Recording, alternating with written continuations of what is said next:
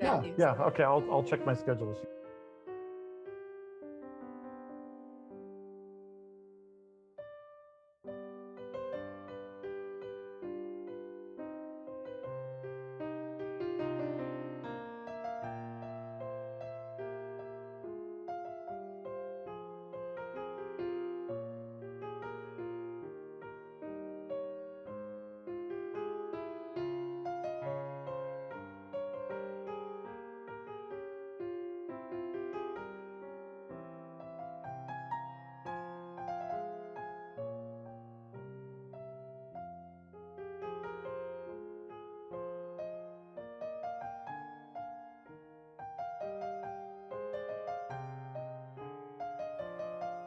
So Deborah could not find the link. Was that a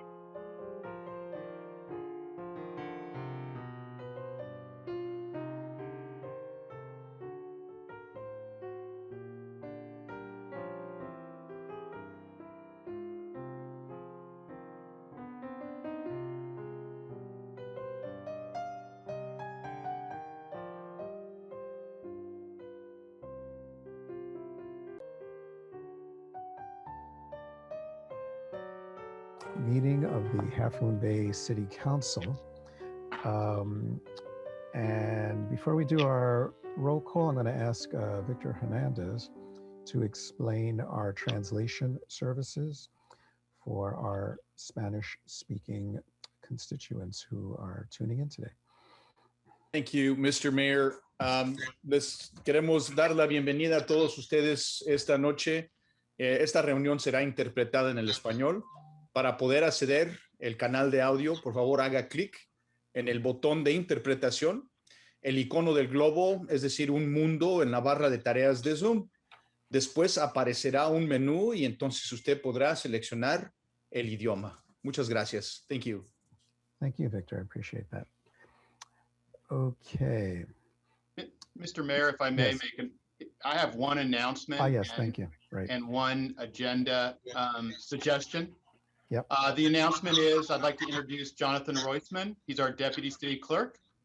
He'll be filling in on the clerk duties tonight for Jessica Blair. She is taking some very needed time off.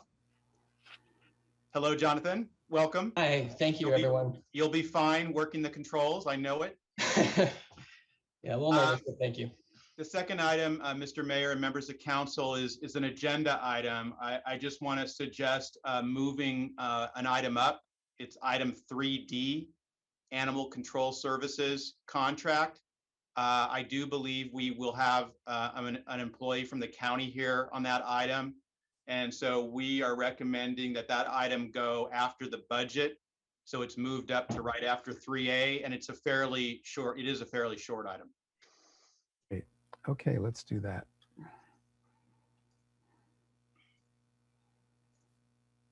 Okay. That's it for me for now. Thank you for those two announcements. Let's see, Catherine or Jonathan, who would like to call the roll for us? I'll give you a roll call. Great, thanks, Jonathan. Councilmember Jimenez? Here. Councilmember Penrose? Here. Councilmember Rohraback? Vice Mayor Ruddick? Yeah, I'm here. Sorry, I forgot to unmute. here? Mayor Brownstone? Here. You have a quorum. Thank you. Thank you. Okay, welcome everybody. And we are going to begin this evening with our public forum. And let me explain some of our guidelines for a public forum. Anyone who would like to speak, if you go into the participants list and look at attendees, you'll see an opportunity under attendees where you can raise your hand, and we'll see how many people are raising their hand. And a public forum, this is the time where you can make a comment on items that are not on the agenda. So those would be the items starting with 2 and 3 of our agenda. And there's a number of items under, one item under 2 and a number of 4 items under 3. And you can also comment on a consent calendar item. but nothing that's on the otherwise nothing that's on the agenda. So it could be on anything else you want to comment on, but not the agendized items. Let's see how many hands. We'll give it another few seconds here. Okay, so we're going to set the clock. Our other guideline is if we have 10 or more members, the clock is set at 2 minutes. So you will have 2 minutes, which you'll be able to see on your screen. There'll be a clock. And we will let you know when that 2 minutes is up if you haven't noticed it. It's called the blue sky timer, and you should see it on your screen. And I see we have 12 hands up, so we'll set the clock at 2 minutes for each person to speak. And your names will be called by Jonathan in the order that you see on the list of attendees. Okay. Jonathan, please do the honors. Okay, our first speaker, Erica Wood, you have 2 minutes. Hi, this is Erica. I accidentally raised my hand, so sorry about that. Okay, we could move to the next person. Thank you. Meg Fried, you have 2 minutes. That's Freed. My name is Meg Freed, and I live in Ocean Colony, and I wish to request that the council put a discussion of the Jimenez-Rohrabaugh report on the next city council agenda. It is important that the community hears about how we can improve on public safety in Half Moon Bay. That's it. Thank you for your comment. Appreciate it. Mm-hmm. Our next speaker is, sorry if I pronounce this incorrectly, Steggy Dan.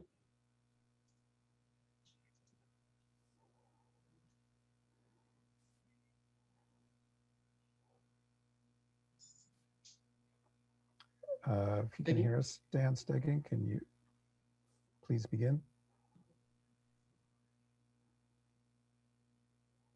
I don't think you're on mute, but. Can you hear me now? Yes, great, perfect, thank you. Great, thank you. My name is Dan Stedgink. I'm a member of the California Democratic Party as a delegate, and I've written more law enforcement reform resolutions than anyone else in the state of California. I strongly support agendizing the Jimenez-Rohrabaugh report. I see it as a position much like an anesthesiologist in the operating theater. The positions they recommend would be guardians of the people. Half Moon Bay is a small area. There's not a lot of variables. There's a lot of opportunity to take a look at some law enforcement solutions that haven't been tried before. There's obviously a problem. There's the opportunity to implement this in policy within existing legislation. And it seems like a really good idea and a really great opportunity for all the council members to take a step towards solving some of the problems. Thank you. Thank you for your comments.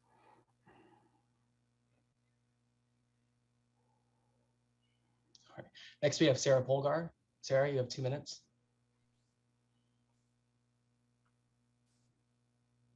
Can you hear me? We can. Hi, Sarah. Hi, I'm Sarah Polgar.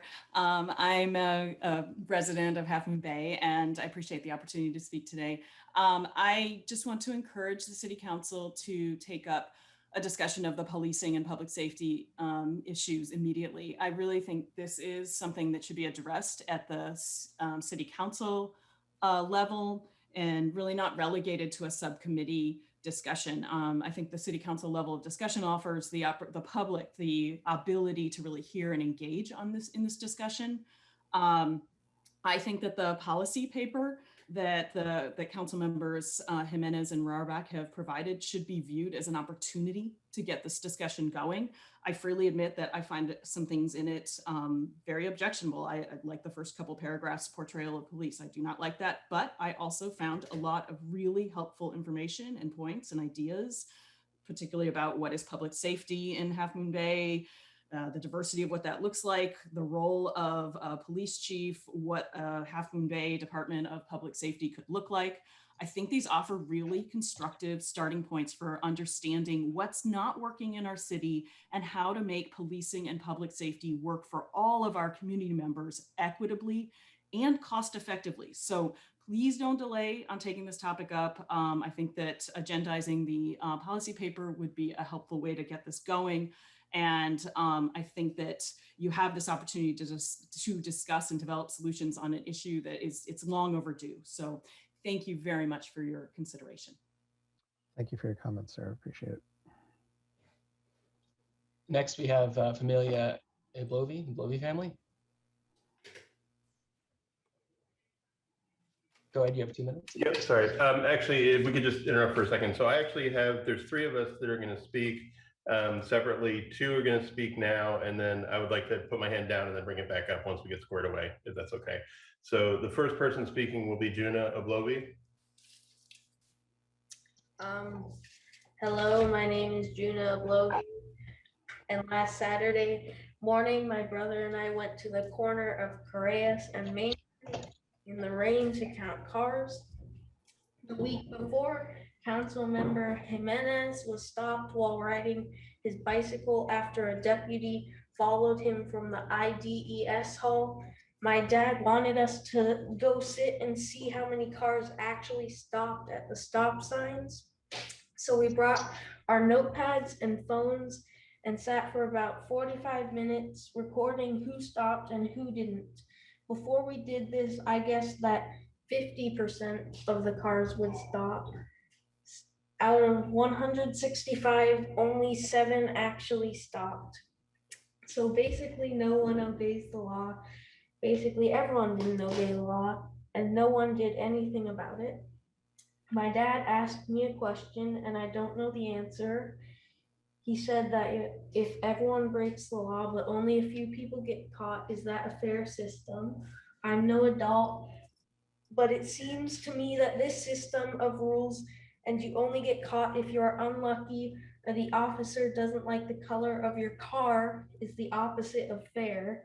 If my brother and I both steal the same number of cookies every day, but I'm the only one who gets caught and punished because my parents think my brother can do no wrong, then that's not fair. I don't know how you fix this, but I do think the city needs something that is fair and treats everyone equal. And right now, I think the system is very unfair. Thank you. Thank you, Jonah. Appreciate it. And Declan will be next. I just want to follow what my brother said. The last year since COVID, I've spent a lot of time with my dad in our garage and learning how to fix things and how parts and pieces can be put together to do work. Because of this, I can do things like I did today when my dad and I fixed our refrigerator. In any mechanical system, if a part is poorly designed or if it breaks, then the whole system is broken. On Saturday, I learned that our systems of justice and the law are built on parts that are poorly designed or that are broken, or maybe both. Maybe it's the law that is poorly designed.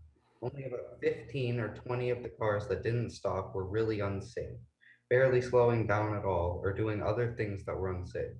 But honestly, even though everyone technically broke the law, I'm not sure what the point of that really is. Maybe it's the enforcement of the law that is the problem.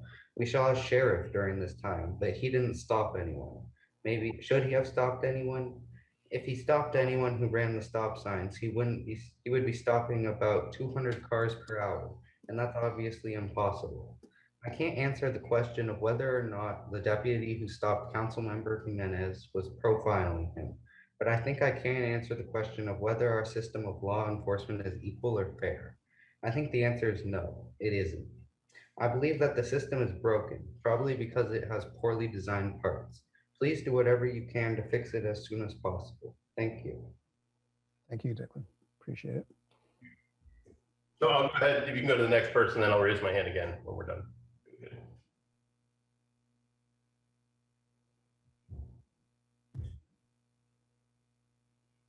Next speaker is Aisha. Oh, sorry, one moment. Okay, Aisha, you have 2 minutes. Okay, thank you so much. I also wanted to make some comments about the policy paper. written by Councilman Jimenez and Warbach. I also am speaking for somebody else. I'll do the same that David Iblovi did, and I'll raise my hand again. I already shared how I feel about the proposal. Lots of great elements in it, and I think it's great that Councilman Jimenez and Warbach put that proposal together. It's a great discussion starter. I also agree with the comments that it needs more public input, and it's going to evolve over time, and also it needs the sheriff office perspective because they are the people on the ground. But I do want to share a statement that was sent to me by citizen of color who is in Half Moon Bay, who asked that I keep her name anonymous. I'm just going to read it, and hopefully I have time. My father and mother have a 70 years legacy in Half Moon Bay.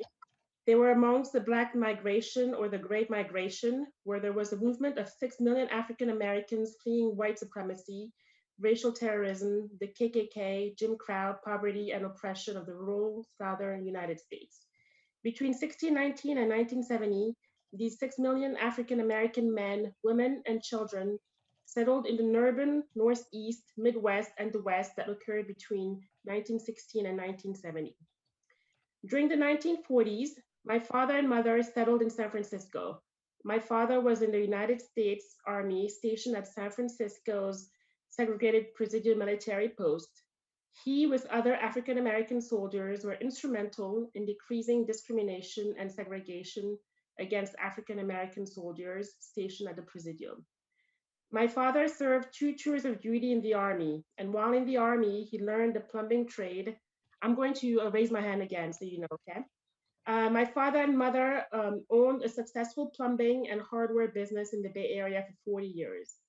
Despite their business success, banks refused to give home loans and homeowners refused to sell their homes in nice areas to African Americans. Consequently, my father and mother built a home in Half Moon Bay. Throughout the decades, our home was vandalized under the cover of darkness. My father, while with his underage grandson, was racially profiled and arrested. When arrested, his 8-year-old grandson would be driven home in the back of a police car. While his grandson was riding his tricycle on the driveway, he would be harassed and called the N-word. My siblings and I attended Half Moon Bay schools where we would be harassed and called racially degrading names. I have observed that police are no friends to African Americans, and if I'm forced to interact with law enforcement, I feel the angle of death is surrounding me. So that's just another perspective that I wanted to share. It hasn't been my own experience, but I feel compelled to represent other people's experiences. And I think that illustrates why it's really important to continue to have this conversation and to also get public input on it. Thank you. Thank you, Aisha. And thank you for speaking for your other friend. Next, please. Our next speaker is Linda, and I just want to announce, some people said that they're not able to see the Zoom timer or the Blue Sky timer on Zoom, but I can, and I'm monitoring it. Please just take 2 minutes. Thank you. Linda, you have 2 minutes. Unmute. Okay, hi, thank you.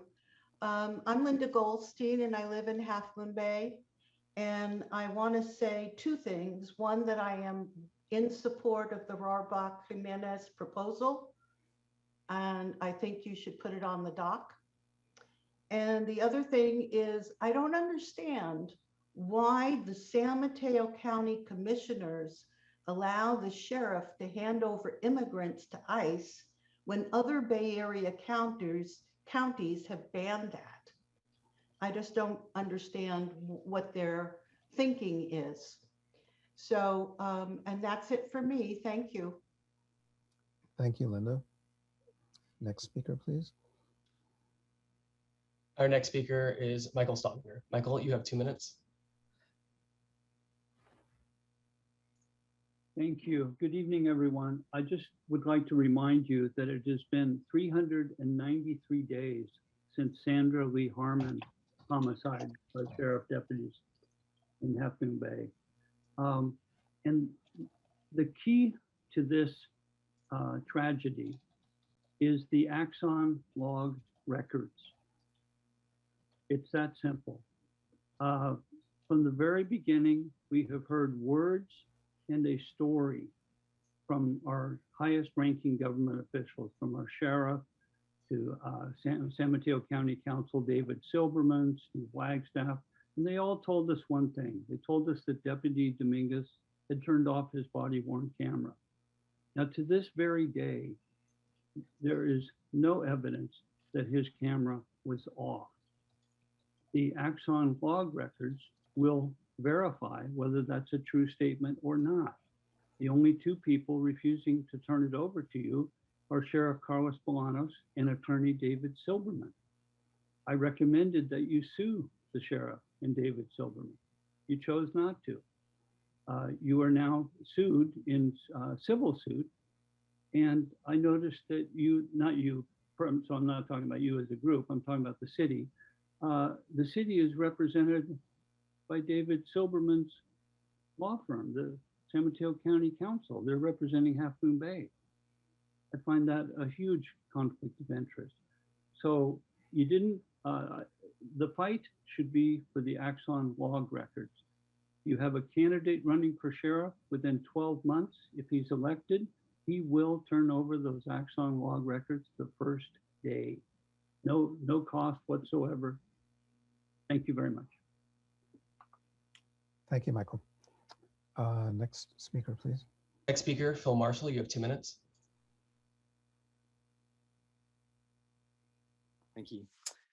First, I want to say thank you to the city for adopting and supporting the Llanera Serrano Presente program. I thought it was tremendously encouraging to see the city take such a practical step forward. In Llanera Serrano and Sandra Hammer, we lost 2 neighbors shot and killed by San Mateo County deputies, and we don't want to lose any more. So I'm looking forward to hearing the City Council oversee this program. I'd like to hear more about how the City Council will oversee the program and make sure it's successful. I'd also like to thank Council members Rabak and Jimenez for keeping the issue of public safety on the agenda and bringing some creative solutions to the table. I agree with the many others you've heard from tonight that their proposal and others like it deserve to be on your agenda as you keep looking for solutions. And lastly, I recognize that there are challenges to be overcome when negotiating the sheriff's contract. Those are hard problems, but to be frank, that's why you are all there, both on the council and on city staff. We need you all to be on the right side of history on this. So thank you for taking the problem seriously and not giving up. Thank you, Phil. Our next speaker is Stacy. Stacy, you have 2 minutes.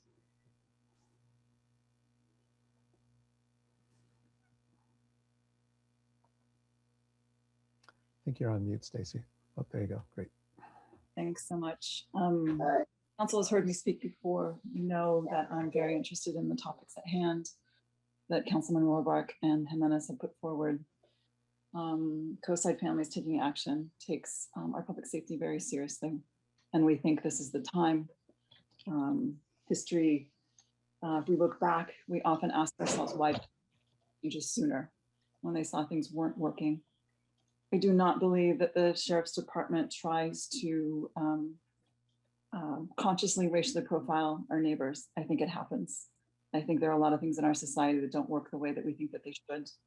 And as a community, I would like to see us stand tall and stand up for justice and be willing to look in the mirror and work together to figure out what needs to change so that our neighbors feel safe in our community.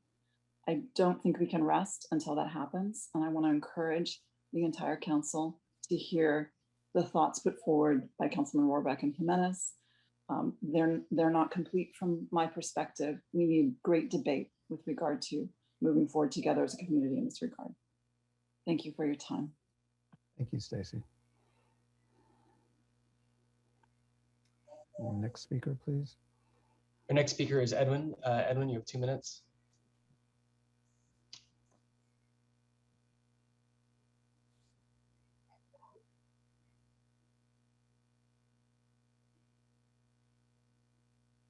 I'm unmuting.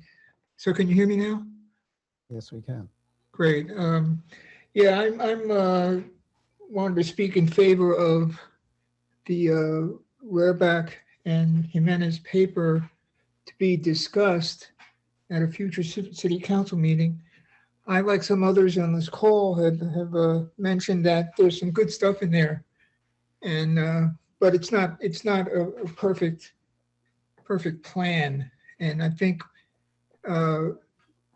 if it's on the council agenda, I would hope the council would really engage a broader process to discuss the ideas in there as well as other ideas. This was the paper was shared on the Nextdoor feed, and it raised some interesting discussion. And that didn't fall into, even though some people, that didn't fall into people having the positions already set and their heels dug in, ready to claim the other side is wrong, etc. The issues around that are going to be, that are mentioned in that paper are important ones, but they're complex ones. And I don't think a committee of two is going to necessarily come up with a perfect solution.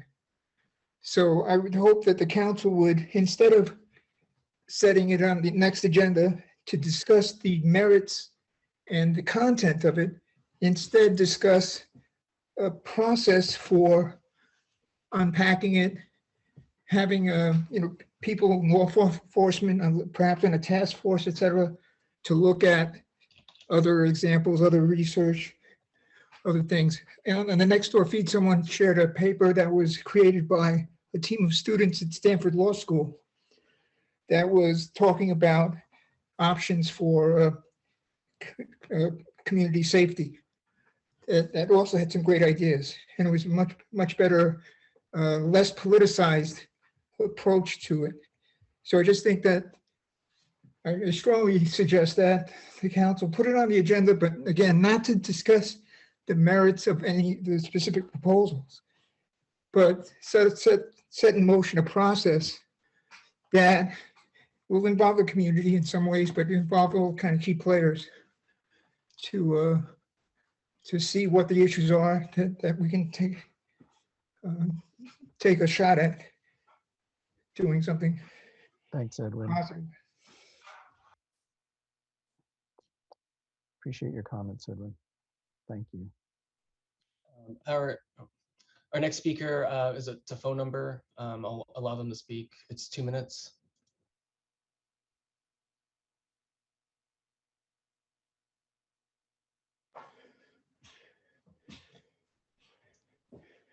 How can you hear me? Yes. Hello?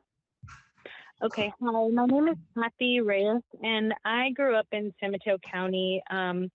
I was a young person that was criminalized and incarcerated in the local juvenile hall.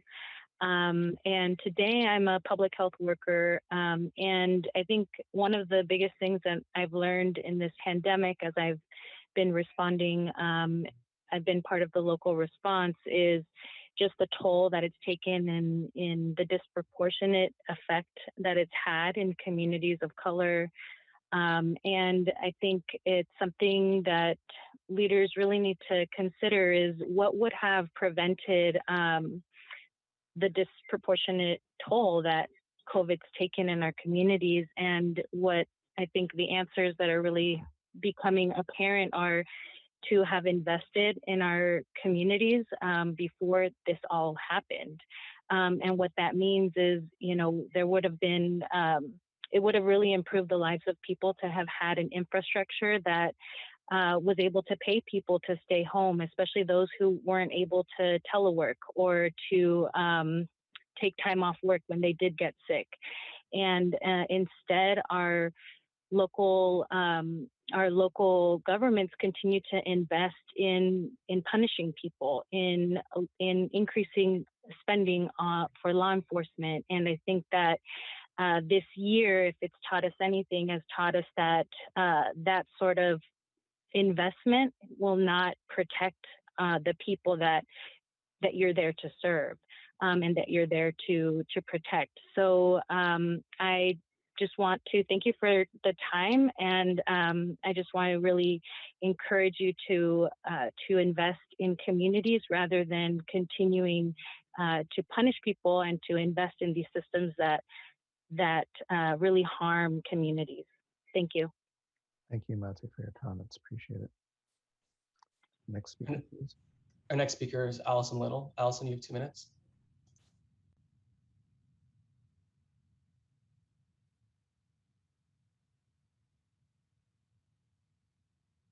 Okay, thank you.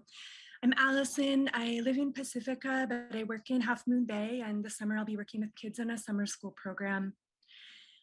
I want to address something that happened at the last city council meeting. I believe that Councilman Jimenez was disrespected at the last meeting. Councilman Jimenez has been an active member of the community for years and has dedicated a huge amount of time to helping youth in the community. He has a tremendous amount of experience and is held in high regard by many. To insinuate that he was not being truthful about his experience with Captain Lopez is extremely disrespectful. Councilman Jimenez said that the Latino Advisory Committee has been addressing issues around police reform and racism for 7 years, and yet they have struggled to get meetings with Captain Lopez. They're a well-established organization in Half Moon Bay. CFTA was only formed a year ago, but we have had no problem getting meetings with city officials. CFTA is majority white. Is this a coincidence? I believe Joaquin about this, as I have experienced the power that professional white people have as an organization with CFTA. City Manager Nesbitt, I witnessed you disregard an experience of racism by a person of color who happens to be a city council member. I believe he is owed an apology, and I also hope that all city officials will prioritize meetings with the Latino Advisory Council in the future. Thank you. Thank you. Next speaker, please. Our next speaker is RJ Jennings. RJ, you have 2 minutes. Good evening. Before I put my support behind Mr. Jimenez and Mr. Arbeck's proposal, I echo Allison. My experience from the last meeting is that Councilman Jimenez was disrespected. That's not what I expect or what I have seen in the past from the council. It's no accident that Mr. Jimenez is from our Latino community and is the first one to receive such disrespect in a meeting. And it should not be tolerated. I'm asking you, Mr. Mayor, to not necessarily hear, but to ensure that all city councilmen and women agree that you will be the example for us. We have difficult conversations to have, and we need to have it in our community. And if we disrespect people, you know, we're just creating more chaos. So I need to know that you are our leaders and that we don't overlook the fact that there's color involved, that this is not acceptable. So what I felt was that Councilman Jimenez had a perspective that he was sharing and that Mr. Lopez did not get a chance to respond, that someone rallied to his defense. And that was not a conversation. I don't know the history. I don't know what response Mr. Jimenez or the Latino community want. I will tell you what I would have loved to have heard is for Mr. Lopez to say, well, that's the past. Let's move forward. Let's get together. Let's make some time and have this meeting. You know, recently we watched in Portland as the police in riot gear prepared for protesters. The mothers stood between the protesters and the police respected them. Did I mention that these mothers were white?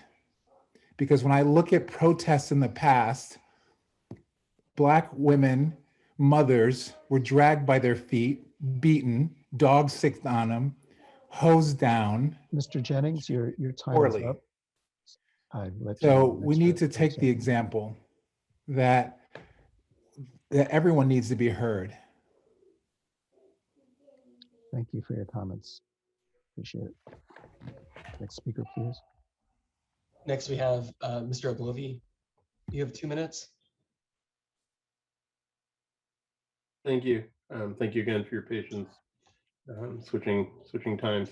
I actually want to speak about fear tonight, but before I do, I really want to take a moment to recognize what you've just heard as a council and why I live in Half Moon Bay and how hopeful this makes me for our future. The common compassion of the vast majority of people who share our community literally takes my breath away frequently. So I wanted to say that first. Second thing, we'll jump to fears, our own fears. We all have them. They drive us, consume us. Sometimes they lead us astray. Some of you know, for me, June 16th, that's a pretty freaking fearful day for me and what it'll mean for my family. And that's just one of hundreds of fears that I have. The people we've heard speak tonight are afraid of what will happen to them or their children or neighbors if things don't change. We haven't heard from anybody who's afraid of what will happen to the world if things do change, but they're out there too. Some of you sitting at the virtual dais, I think, are afraid that if you act precipitously, you will upset a carefully constructed balance and negatively impact your community. And some of you sitting there are afraid that if you don't collectively act promptly, someone else in your community may die on your watch. As far as I can see, everyone here tonight is speaking and or acting out of one fear or another. And so what I'd say to you is, what do we set aside our fears for a minute and approach the problem from that perspective? How would this intractable problem look then?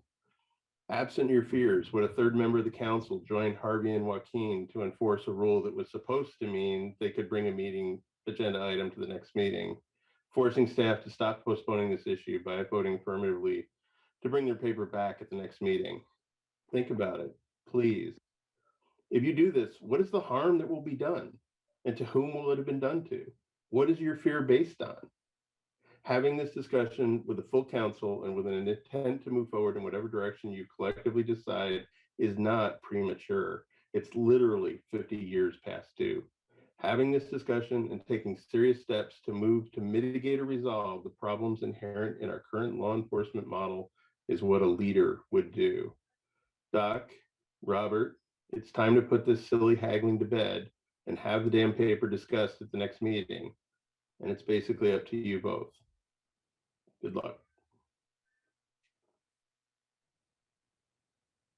Thank you for your comments. Next speaker, please. Next, we have Sue Hankin-Haas. Sue, you have 2 minutes. Thank you. I wrote a letter to the editor for the Half Moon Bay Review that will be published tomorrow that I wanted to share. It goes like this. I attended the Half Moon Bay City Council meeting and spoke during the comments section in favor of the proposed policing policies.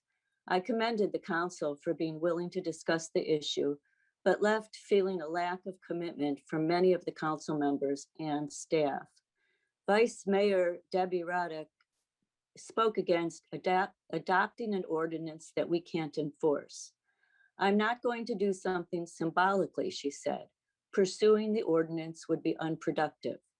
She was referring to the fact that Half Moon Bay does not have jurisdiction over the Sheriff's Department and that the contract doesn't come up until July 2022. Adopting an ordinance, as I see it, is a very important first step. It is a statement from the council that there is a problem. The Sheriff's Department has not even been willing to acknowledge that there is a problem. Voting for this ordinance is taking a position. It is stating an intention. Comments were also made that this has become a national issue. That legislation will come from the top, so it is likely that these issues will be addressed with federal laws. I see that as an excuse for non-action. As Bernie Sanders says, we must always remember that change almost never happens from the top down. It happens from the bottom up. Changes to policing policies need to happen on the local level. Every city, every county, every jurisdiction needs to look at their laws and make changes as needed. I call on the Half Moon Bay City Council to give our concerns a voice, to show leadership and stand in support of this ordinance, which will ensure these changes will be included in the contract negotiations. We need the council to support legislation that will help provide a safe environment for all of their constituents. Thank you. Thank you for your comments. Next speaker, please. Mary Bernier. Mary, you have 2 minutes. Hi, thank you very much. I agree with someone who spoke earlier. I am so grateful to live in Half Moon Bay. It's just wonderful. So I had two things. I wasn't prepared to say this, and I think I maybe say that other times, but this time, most especially, I wasn't. Someone mentioned that people were missing their work because of COVID and they weren't being reimbursed. Just for everyone who's listening, the council members, I know you're aware of this already. There is a law, it's called the Families First Coronavirus Response Act, and it's federal. It was mandatory for every employer to pay their worker if the worker missed work because of COVID. You can call me for details. My phone number is 650-222-6361. 650-222-6361. This law will give mothers who stayed home taking care of a child because the school was closed 66% of their salary for up to 12 weeks. So the council has already heard about this, and we're going to now be getting some more strong stuff together. Joaquin suggested I talk with Connie Juarez from the county, because cities ought to know that this exists and help protect the people who bring this issue to their employer, because it's impossible to step forward all by yourself. So I'm very grateful that somebody's concerned about this, and please call me if you want details. Thank you, Mary, for reminding folks of their rights to get reimbursed for time lost during COVID, and city will be happy to help you get that word out. Thank you very much. Let's see, I Mr. think Mayor? that's, yeah. Mr. Mayor, I'd like to move at this time to agendize the Jimenez Rohrback report for the upcoming June 15th City Council meeting. We don't need a long discussion. It's just if we can get 3 council members to agree, I think we should have that on the agenda. Thank you. Let me check in with Catherine. I don't think this is the time to take a motion like that. So Catherine. Yeah. So I just wanted to note that we have an item at the end of the meeting, council member items. This is sometimes it's referred to as future items. And this is when historically council members, make a motion in a second to place future items on. So that is, historically and per the council's practice, the time to agendize future items. I want to be respectful of all the public people who have spoken in favor of doing this. I suppose one option would be to move that council member item, up to the top of the agenda. I suppose that would be another way to handle this. Okay. So are you saying we can move it to the top of all the agenda items before consent also? Do it right now? You're saying that's fine? In terms of mayor's discretion to move agenda items, trying to be, I understand what Councilmember Rohrback is saying. We'd like to have this item be earlier, given the number of people who are here. I have no problem taking a vote on that. Does anyone have any objections from council? Make your motion. Do I have a motion? I move that we agendize an item for the June 15th City Council meeting a beginning of a discussion of the Jimenez-Rohrback report. Does not need a report from staff. I will be glad to make a small report. The existing Jimenez-Rohrback report will be on the staff, on what normally is the staff report. Will not require any effort at this time from staff. It's a beginning of a discussion. So it's a long-winded motion, but you get the idea. I second the motion. And Mr. Mayor, if I may make one more clarification in terms of the council rule, just for everyone's benefit. This is the council rule that allows council members to request that an item be placed on a future agenda. And if second council member agrees with this request, which council member Jimenez just did, it provides the staff will prepare a staff report. I did want to note that traditionally, there's not necessarily been a date associated with the motion. So historically, the request is made to staff, and then discretion is provided to the city manager to place the item on a future agenda, pending staff workload and agenda management. I understand that the request is being made for the June 15th. Right. Well, this is a specific request for a specific date, and now council gets to vote on whether or not they want to approve of having this agendized on a specific date. So if the vote goes no on that, it'll be a more future date, but that's what I'm hearing. That would work. That would work. Yeah, yes. right. That's the motion I'm hearing, a very specific date. And I understand Councilmember Rohrback's comments about a staff report isn't required. That, and by no means, to grant this motion, says a staff report will not be put together. So I want to be clear on that. Yes, I understand it's not required, but typically I would expect there to be a staff report. So I want to be very clear that this motion, if it were to carry, does not direct that there not be a staff report. So that's not in, I don't believe that's in your discretion. So. I would Okay. like to say something Yeah. before we Sure. vote.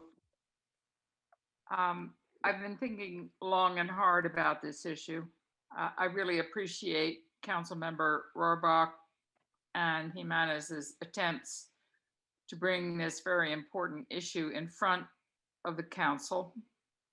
I think that their intentions are pure, and I think that they are well thought through on their part. I think one of the things that it does, however, is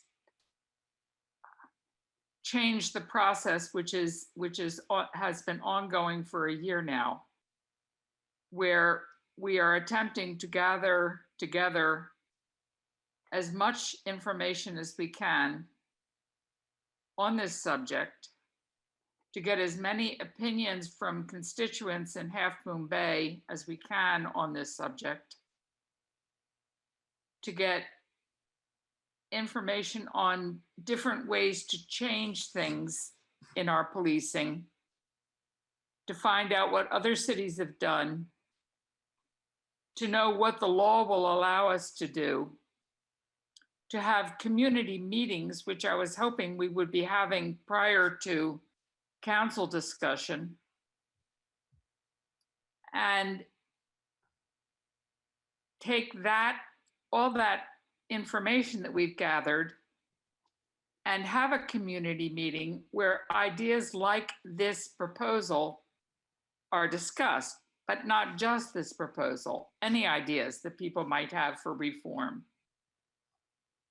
So I'm upset at the timing of it. I know there's frustration because it's been a year, but I don't think that means that people haven't been working on it and thinking about it and doing their research. If it were my preference, I would ask that if we must discuss this proposal, that it be done at a special city council meeting at the discretion of the city manager because of timing issues. We have a very busy agenda over the next month or so trying to get the budget done. And I understand that that puts a lot of pressure on staff. So I want to consider them as well in this discussion and in this timing. I would have no problem having a special city council meeting to discuss just this and have it be open to the public. I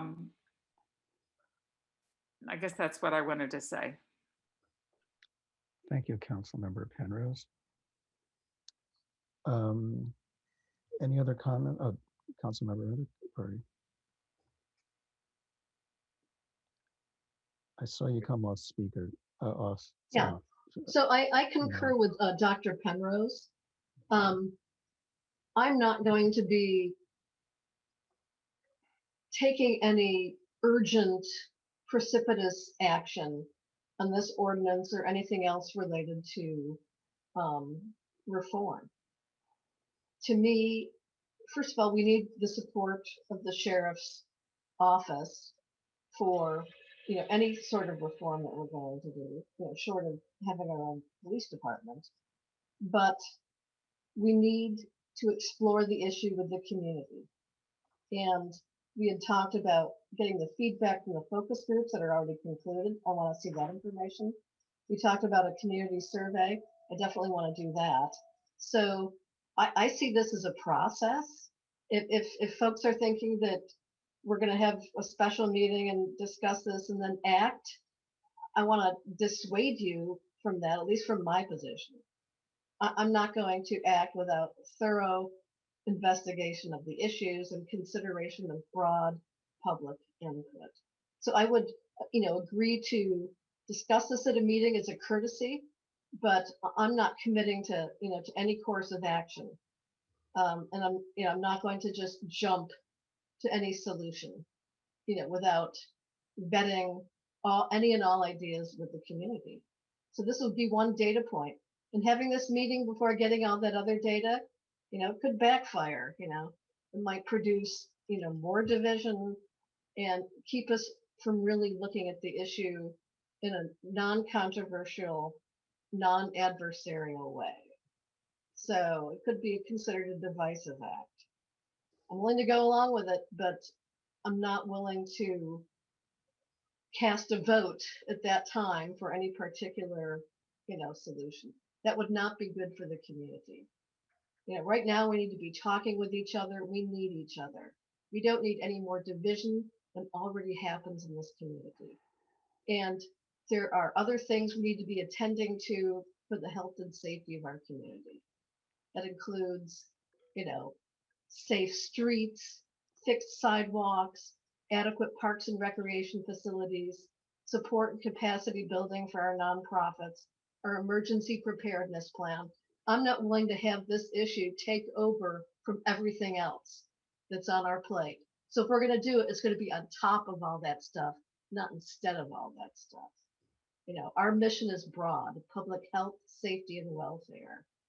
And so that means we have to continue to do core mission while we discuss these other issues. So I'm not willing to just take on this to the exclusion of everything else. So I want you to know that going into this. So willing to discuss it at a meeting, but there's a boatload of process that I'm going to seek, around this issue. So that's all I have to say. Councilmember Meadows. Thank you, Councilmember.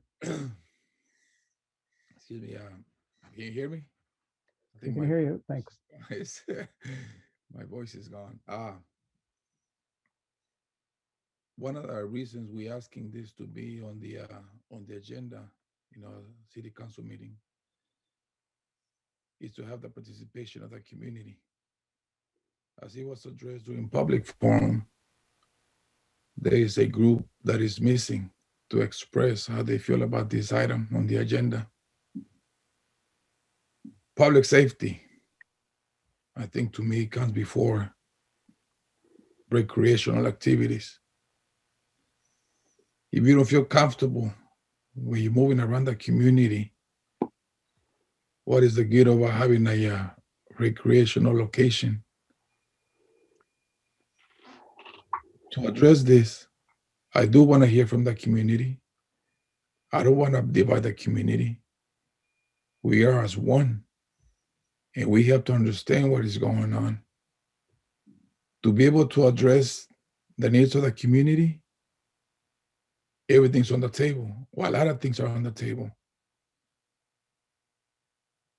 Together, we can pick and choose what we want, what our community needs. In the past, law enforcement has compared Half Moon Bay to other locations, to other communities. They have compared Half Moon Bay to East Palo Alto, what it was 10 years ago. Half Moon Bay is not East Palo Alto. Half Moon Bay is not Daly City. Half Moon Bay is not Hillsborough. We are Half Moon Bay. The need of our community, we have to address it. One of the reasons we're asking for a chief of police in Half Moon Bay is to be able to address the needs of the community. I asked people that I know that have had experiences with law enforcement in Half Moon Bay to speak up. They didn't want to. I don't know why. Do you know why? There is something. It's called fear. For some of you who don't know about retaliation from law enforcement, then for you it doesn't happen. But for community members that think about retaliation, it happens. I recently attended a meeting, and I mentioned it to some of you. One of the questions was about to talk about safety. What is safety to you? You know, the answer that gets stuck in my head, it was, when you think about safety, safety is not thinking about safety because you already know you're safe. If you have to think about your safety, that means you're not safe. Half Moon Bay's crime rate is fairly low. Petty crime. Half Moon Bay is on the news for two big things: Yanira Serrano and Sandra Harmon. We don't want any more of that. We need to address this as soon as possible. I'm with you. If you don't think this is a need to be addressed at the next meeting, you have your reasons. We do have a lot of things on our table, a lot of things on our plate to address. Budget being one of them, but safety of our community, I think, comes up overall. So let's put this on the table. Have our community look at it. Some of them already did. A lot of them did by having comment on it. But we do this together. And I hope that you're with me, because I am with you. Thank you.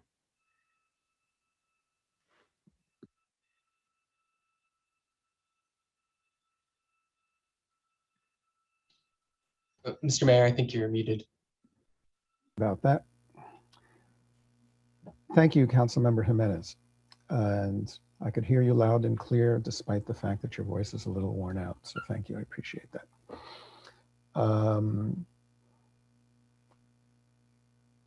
I agree with the idea of having a conversation about this. And I think it's an important conversation. I think this report is now out there in the community. I think we should receive as much input and comment from the community. What I disagree on is the process. We do have a plan for getting public comment on all these things. We do have a subcommittee which gathers those comments. Public Safety Committee can put together a report on those comments. We've had a bunch of focus groups and other ones going on that we still want to hear from. We have a community meeting set for July. We have a meeting before that of the Public Safety Subcommittee, of which Council Member Jimenez is on that subcommittee. So there are a number of things that are going on as we speak. And this topic isn't going away. What I disagree with is that we have a meeting at a council meeting before we've been able to get all this other input in from the community, which will go beyond the voices that come on to any council meeting. We have 40 attendees tonight. I want to see a process which is, broader than that, to make sure we get everybody's opinion. I've seen some of the opinions on, a few of public sites, and yeah, people do have different opinions on this issue, especially how to resolve it, and they're strong opinions. Some in favor of the report, some against the report, some in favor of, actually, let me change it. Some in favor of items on the report, because there's a lot of things discussed in the report and a lot of different possibilities. So people in favor of certain pieces against other pieces. I do want to see a staff report in place so we can get an idea of what is legal and what isn't legal. So I do want to follow that plan and process before we schedule a robust meeting by council. That's my feeling on it. So with that, do we need to state the motion again? I think it's clear. Should we are we ready to take a vote? Does anyone need the motion restated? No, council members? Okay, can we have a roll call vote, please? Councilmember Jimenez. You're Yeah. muted. Councilmember Penrose.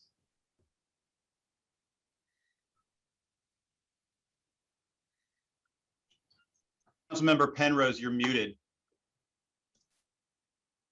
Even though I disagree with the idea of having this on the next council meeting, in the spirit of trying to reassure Councilmember Jimenez and the rest of the Latino community that I am behind changes in our police operations, I will vote yes. Councilmember Rohrbach. Yes. Vice Mayor Ruddick. Yes, with all the caveats I explained in my comments. Mayor Brownstone. I will cast my first dissenting vote of 2.5 years on this council. I will vote no. I'd rather follow the process for all the reasons stated by others. And I certainly do respect the sentiments stated here, and I'm very much in favor of police reform, always have been, but I think we should follow the original process and not rush this very important conversation. Okay, sounds like it passed. Motion carries. Thank you. Thank you, everybody. Thank you. And I appreciate having this vote now rather than waiting till 11 o'clock at night in terms of everybody being here. So thanks, everybody. Okay. And Mr. Mayor, if I may just suggest Yes. if there are any other council member items or reports, since we did move this item up, we should just get those taken care of. I'm sorry if there's any other. If you want to just ask if there's any other council member reports or council member items at this Oh, you mean time. go to the whole piece from that we do at the end? Is that Yeah, what you're since we saying? moved the whole item up. Understand. Any other council member reports or council reports, city council reports or items? This is what normally would come at the very end of our meeting. Councilmember Jimenez. Yeah, thank you. I took a tour. I visited the Ox Mountain recycling center in Half Moon Bay. It was a well done presentation by the staff, and I think it's a great service they're doing to the recycling of Half Moon Bay and collecting our garbage and the system they use. And I recommend that you do a visit of the area. I'm also gonna do another visit of the site in Mountain View, the recycling center, and yes, to learn so I can share that with the rest of the community. So thank you, staff, for the great tour of the location of the site. Also, I want to share with you that today I attended the grand opening of the Coastside Pride Center in Half Moon Bay. It was very moving, great opening, welcoming, something that has been needed in our community for several years. And that being there, the feeling of, Half Moon Bay moving in the right direction, where we are inclusive and a welcoming community. And yes, I want to thank, the members, the founders of this great program for community. And I was able to invite the Latino community using social media to visit this center that is on Main Street. And I believe one of our Latino members from Half Moon Bay already visited the center right after I posted a video of this site. And thank you. Thank you, Councilmember Jimenez, for those reports. Councilmember Reddick. So if you're interested in wildfire issues, preparedness, mitigation, anything having to do with wildfire safety and preparedness, the San Mateo County Flood and Sea Level Rise Resiliency District, also known as One Shoreline, is hosting an online panel discussion on Wednesday, January 3rd, about wildfires with a lot of different local experts on the issue. So we'll be talking about risk in San Mateo County. Certainly the coast side is facing a lot of risk, especially El Granado with all the eucalyptus trees. I would recommend you go to oneshoreline, one word, .org, and you can register for this webinar. One Shoreline and the California League of Women Voters, the San Mateo County chapter, have been sponsoring various speaker series on issues, and this is their next one. So our own San Mateo County RCD, which has an office in Half Moon Bay, will have Kellex Nelson representing as a speaker. She's always entertaining and informative, so I highly recommend it. And then the Airport Roundtable has its quarterly meeting on Wednesday evening as well, and they're going to entertain for the first time admitting cities like Palo Alto and further south to bring pressure to the FAA on dealing with aircraft noise. So I'll be attending that meeting for the council. Thank you. Thank you, Councilmember Ruddock, for both those reports. Appreciate that. Okay. Now we're going to shift back to our agenda for proclamations and presentations. And the first proclamation, first we're going to have a proclamation. Our proclamation, and we have a couple of guests this evening who will receive this proclamation, who will speak. Jenny Walter, representing Coast Pride. She's co-founder of Coast Pride, which opened today. And Dana Johnson, who's the county LGBTQ commissioner. So first, in speaking about the proclamation, just a little bit of background. The city of Half Moon Bay has a diverse LGBTQ plus community and is committed to supporting the visibility, dignity, and equity of all people in our community. June has become a symbolic month in which LGBTQ persons and other allies come together in various celebrations of Pride to support the community's right to live their lives out loud. Earlier today, as has been mentioned by some other council members, we celebrated Coast Pride's second birthday at the opening of the Coast Pride Center and strongly endorse such a community center for all LGBTQ persons and their allies. The city will fly the Progress flag at City Hall throughout the month of June to further symbolize the city's celebration of diversity and support for the LGBTQ community. The Progress flag was created in 2018 and adds 5 arrow-shaped lines to the rainbow flag and includes black and brown stripes to represent the LGBTQ plus communities of color, along with the colors pink, light blue, and white, which are used on the transgender pride flag, and has been recognized as underscoring the intersections within the LGBTQ plus community, honoring LGBTQ plus people of color, whose activism inspired the very first Pride, as well as different gender identities. The city is here for you, and we will always honor and support you. So now I want to welcome some comments.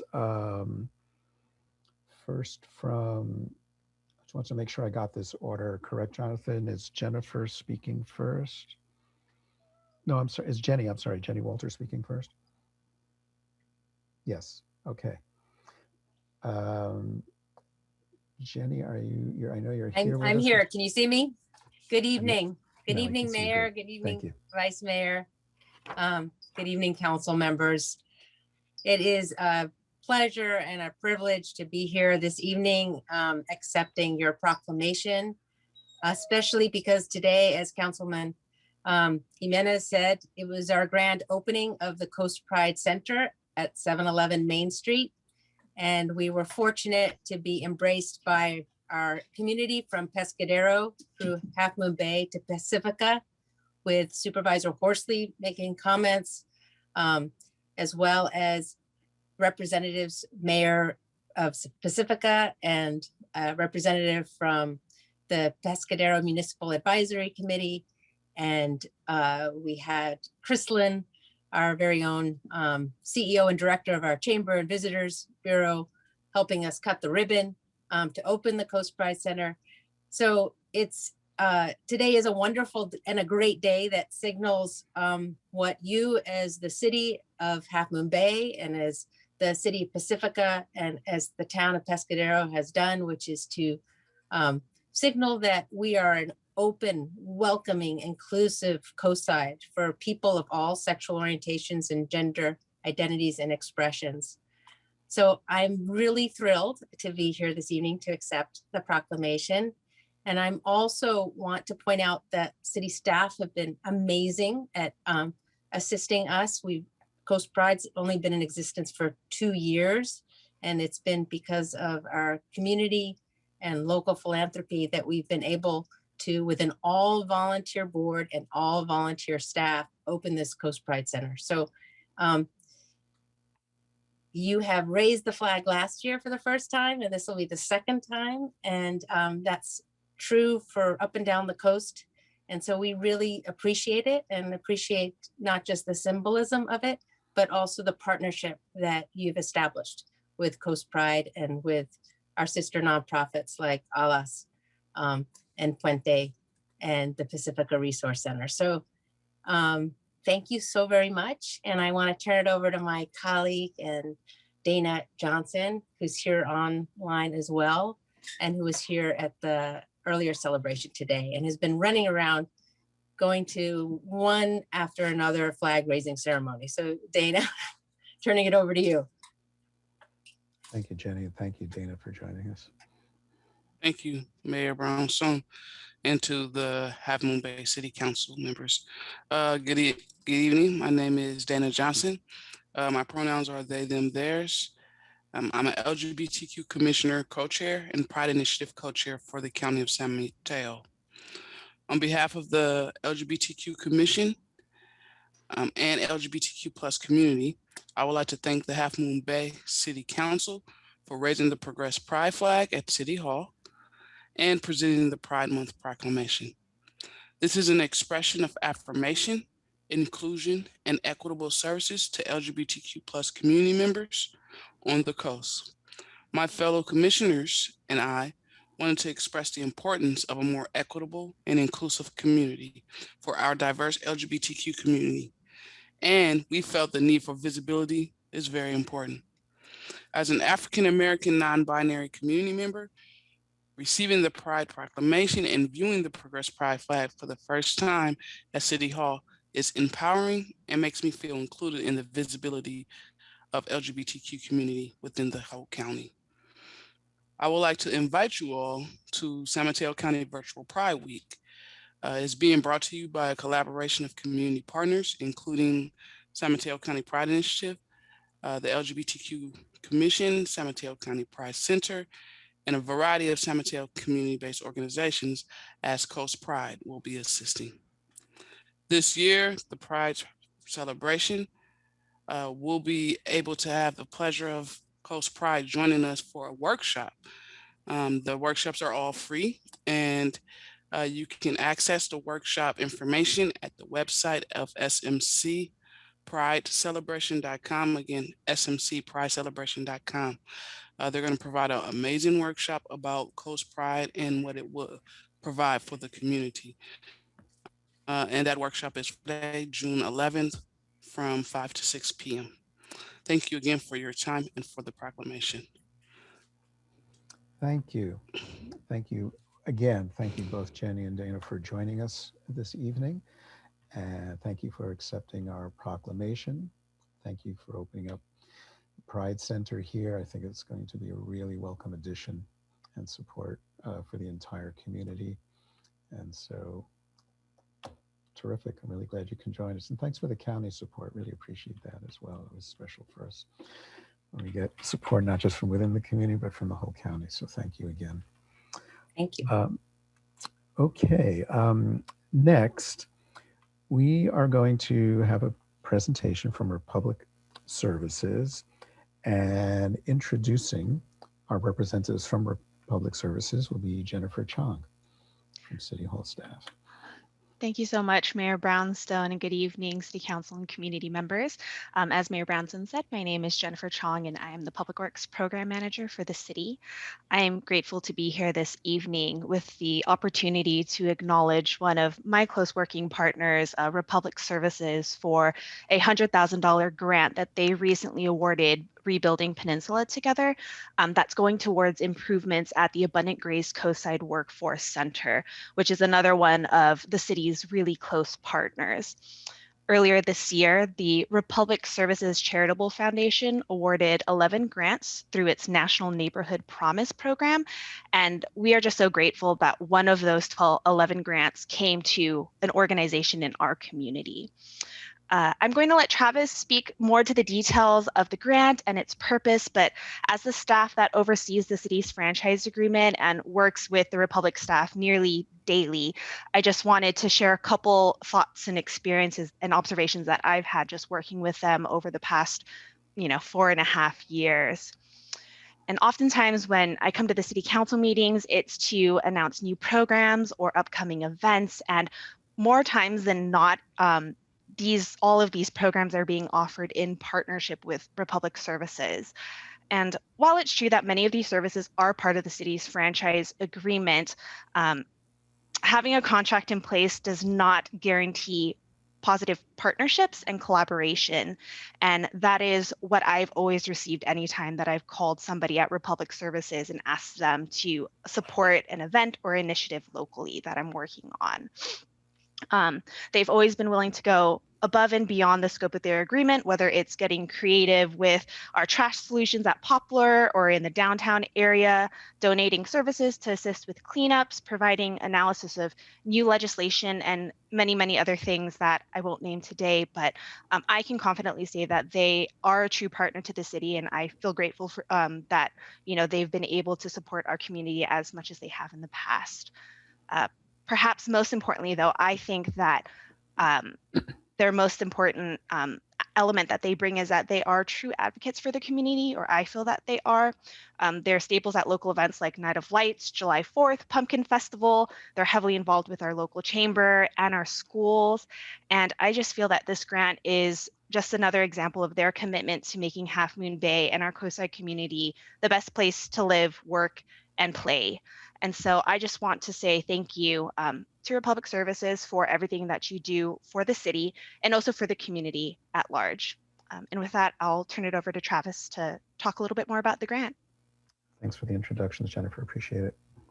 Thanks, Jennifer. Good evening, Mr. Mayor, honorable council members, city manager, and city staff.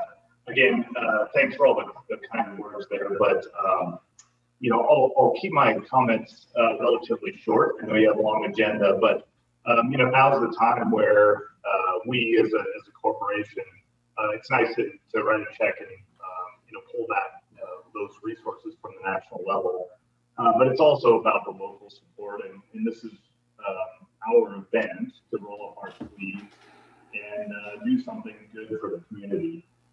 You know, this is such a great story all the way around, and we have many great organizations in this community, and I'd love to help support all of them. But on a national level, we really felt like this scenario where there's a great collaboration between various nonprofits, county, city, and elected officials. This really does embody the spirit of making the community stronger. And that's the goal of this charitable foundation and our goal here locally. So we're going to be just doing some aesthetic improvements, mostly on June 12th. So you'll see some volunteers.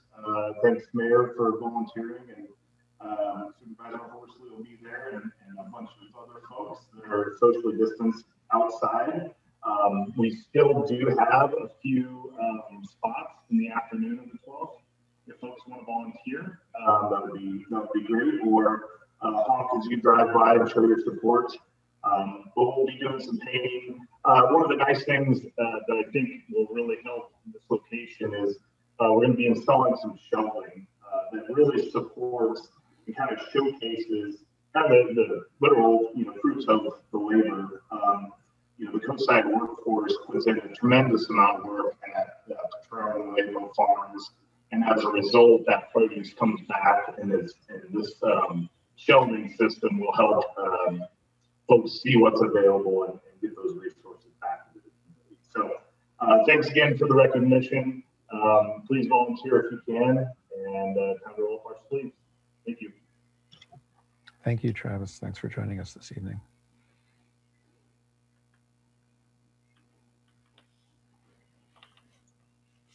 Okay.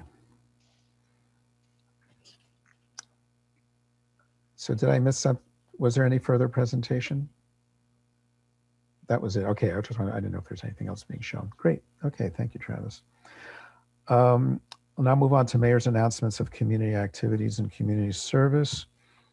Do have one announcement that Jill Ikas provided me.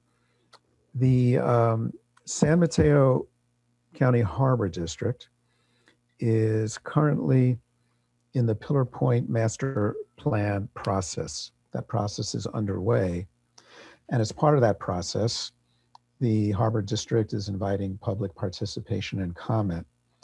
And this Saturday, June 12th, the Harbor District will be hosting a pop-up event. So this is a live outdoor event. It's at Pillar Point Harbor, which is next to the Johnson Pier. And it's from 10 a.m. to 3 p.m. for the public to come and give its input on the master plan for Pillar Point. So we've had these pop-ups in the past. People can remember when the library was being built, the architects came downtown and had renditions up. So I think this is a similar sort of event. Come, give your input, and regarding this master plan. So thank you for letting me know that this was going to be happening on Saturday, June 12th. Next, we'll have a report out from recent closed session meetings from Catherine Engberg. Yes, thank you, Mr. Mayor. The council has not met in closed session recently, so nothing to report out. Thank you very much. We have a consent calendar. There are. Mr. Mayor, we did I have miss something? two city manager updates. We'll make. Oh, them yes, brief. I did. Sorry. You know what? I had a line here going to the Jill Ekus thing and on my agenda. Totally skipped over. Sorry about that. Yes, can we please have the city manager updates to council? Thank you very much. The first one is Memorial Day weekend recap. Sure. I'll make this one and then I'll hand it over to Victor and Matthew for the second one. We did put a placeholder here for probably a more elaborate presentation on the Memorial Day weekend, but I'll keep it very brief. You might remember a year ago, which seems like a very long time ago, we were debriefing on how Memorial Day went, and that just seems like a generation ago. You might remember we were just in the beginning stages of the first surge of the pandemic. People were trying to figure out how to comply with the orders and still live their lives. Many things were closed. In fact, almost everything was closed except for being able to go out and exercise. I think the language was near your home. And bathrooms were closed at our facilities, et cetera, et cetera. And so everyone might recall that it seemed to be a perfect storm a year ago. People were itching to get outside. We had perfect weather and we had not enough garbage facilities and all the restrooms at the beach were pretty much closed. And it caused a lot of challenges. That then led us to make a decision later in the summer to close the beaches for July. So it was a constant policy discussion of the council. Your council met several times last year as we tried to work this out. And so I would say this year is maybe a case of over preparation. We did not want the same thing to happen that happened last year, but you know how the motto goes: when you over prepare, sometimes it turns out that you didn't need to. I think it was a very busy weekend. Clearly, it was a busy summer weekend, and we know that the beach is popular. Memorial Day kicks off the summer. So there was traffic, there were people at the beaches, there were all the things that we experience normally. But I would say, from what I've heard from many, many people and my own observations, it went fairly well, and we just didn't see the influx of crowds that we saw a year ago. But we were prepared for it. The restrooms were all open. We even had extra restrooms. We had extra staff on hand. Captain Lopez had extra staff on hand. They were very busy doing their normal things, giving warnings, guiding people, providing parking tickets, et cetera. They also had the Polaris, as we mentioned 2 weeks ago, operational, and that was down on the beach. That turned out to be very popular, actually. They did give a lot of warnings, and I think they even deterred one group from starting a fire as they were moving into the evening. So that's the report. If there's any questions, we're happy to take those questions. If we get feedback from the public, of course, we're always interested in that feedback so we can plan our strategy for the rest of the summer, and certainly the next big holiday, which is July 4th. And I believe that holiday coincides with the weekend as well. So that's the report. If there's any questions, I'll take them now. If I don't see any raised hands, I will turn it over to either Matthew or Victor for the next item. No questions? Thanks, Bob. Yep. Thanks, Bob. We'll take it from here, and I'll go ahead and share my screen.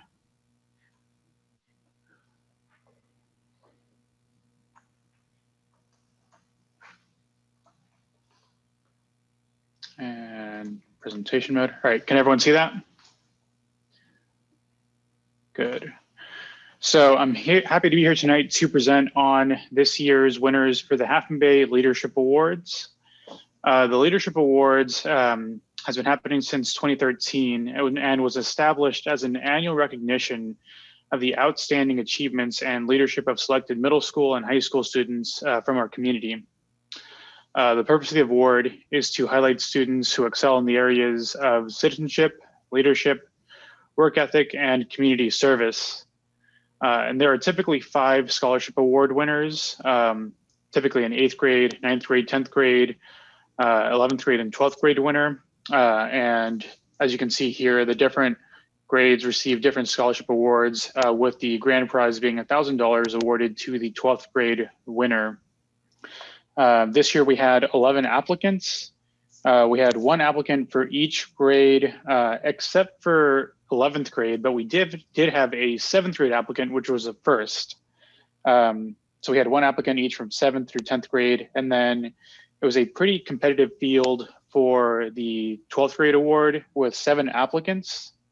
And as our judges can attest to, I'm sure, it was a difficult decision to make. And from what I've heard from one of the judges, you know, there were a lot of very, very well qualified applicants, but unfortunately we could only pick one.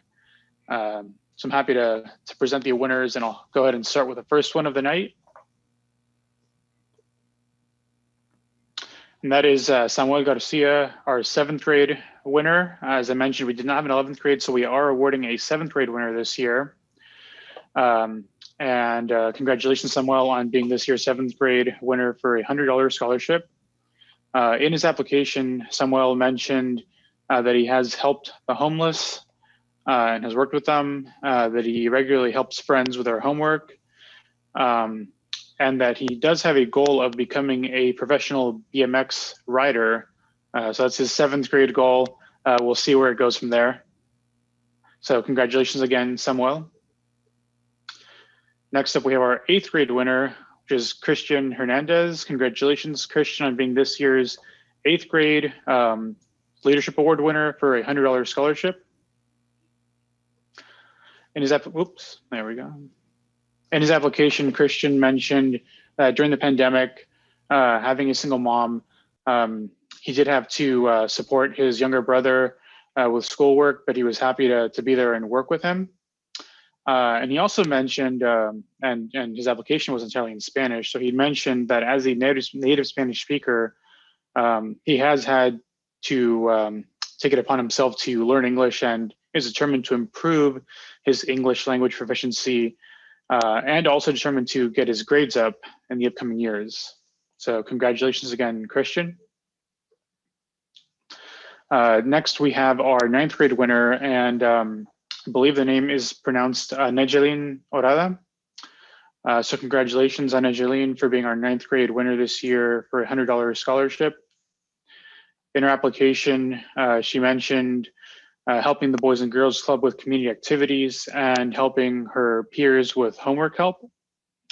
She mentioned that she's motivated to improve her grades, especially after this year of doing school virtually, and mentioned that her goal is to graduate high school and attend cosmetology school. So congratulations again, Nejeline. Next, we have our 10th grade winner, which this year is Kaya Hannepin. Congratulations, Kaya, for a $100 scholarship and being this year's 10th grade winner. In her application, she mentioned that she started the Half Moon Bay High School Red Cross Club and has also led the special events committee for the Half Moon Bay High School leadership class. So she's been quite busy. She mentioned that this year virtually, it's been quite difficult hosting events for both the Red Cross Club and for the leadership class. And as many of us can attest to, it has been difficult hosting virtual events, both at school and in work. So they did have to learn to adapt when hosting virtually. And they are looking forward to hosting in-person events in school next year. And finally, we have our 12th grade grand prize winner of $1,000 scholarship, Weston Warren. Congratulations, Weston. Weston is involved in a variety of community service focused activities like scouting. In his application, he mentioned his Eagle Scout project. He mentioned volunteering with the fire explorers and going out with firefighters, working a full shift with them. He's been a peer helper at school. He teaches surf instruction and water safety skills, and was recently certified as a California State lifeguard, and will be working this summer as a California State lifeguard at one of our local beaches, I presume. And he mentioned in his application that he wants to spend his life making the world a better place by helping to save lives. And with that, he plans to attend Cal Poly San Luis Obispo upon graduation and plans to study to become a paramedic firefighter. So again, congratulations, Weston, on being this year's 12th grade Leadership Award winner for a $1,000 scholarship. And I want to give thanks to everyone involved in the process, including Vice Mayor Debbie Ruddick, Parks and Recreation Commission Chair Paulette Eisen, Parks and Recreation Commission Vice Chair Hillary Stamper. Thank you all for being this year's judges and reviewing applications. I know it wasn't easy, but thank you. And also a big thanks to the Cunha Intermediate School, Half Moon Bay High School, and Cabrillo Unified School District staff for providing the outreach and letting students know about this great opportunity. So again, thank you all. And with that, I will hand it off to Jennifer Chong for another update. Thanks, Victor. And sorry, this isn't on the agenda, but we did want to announce that we have extended our deadline for the Earth Day Scholarship. So congratulations to all of those, Leadership Award winners. Some of those 12th graders that maybe didn't win the Leadership Award, we encourage you to submit an application to our Earth Day Scholarship. Victor, if you could go to the next slide, please. This is similar to what we've seen before. Again, we have 2 $1,000 scholarships to give out to a junior or senior in high school, sponsored, of course, by Republic Services and Peninsula Clean Energy. So we're extending the deadline. You have a whole week. We're not asking for your essays until Monday at right before midnight. So if you're here and you've been thinking about putting in an essay, now's your chance to do it. We really want to hear from you. We want to hear your wonderful ideas. And I hope to receive some of your essay submissions very soon. Hey, Jennifer, can I ask you one question? Sure. Have we done marketing on that through the school parent-teacher organizations, newsletters also? So I know we did a bunch of stuff. I was just wondering specifically if we did the PTOs. The PTO was just the suggestion I got this morning. So that one, we have not done that yet. We were able to send it directly through Half Moon Bay High School's newsletter. I was talking to their counselor, and I know they have a newsletter that goes directly, I think, to their juniors and seniors. But if you know someone on the PTA, PTO that would be a good person for me to reach out to, I'm happy to send this along as well. Well, I figure each PTO must have a president, so it's got to be somewhere, and they could. I just think getting this to parents in addition to students. Definitely. It's always hopeful. So, I'll make sure that gets out. All right, great. Thanks. Appreciate that. Of course. Okay. And I think that's it for our updates. Okay. We have 5 items on the consent calendar this evening. Would anyone like to make a motion?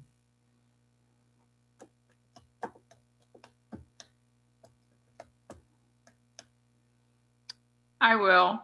Thank you, Councilmember Penrose.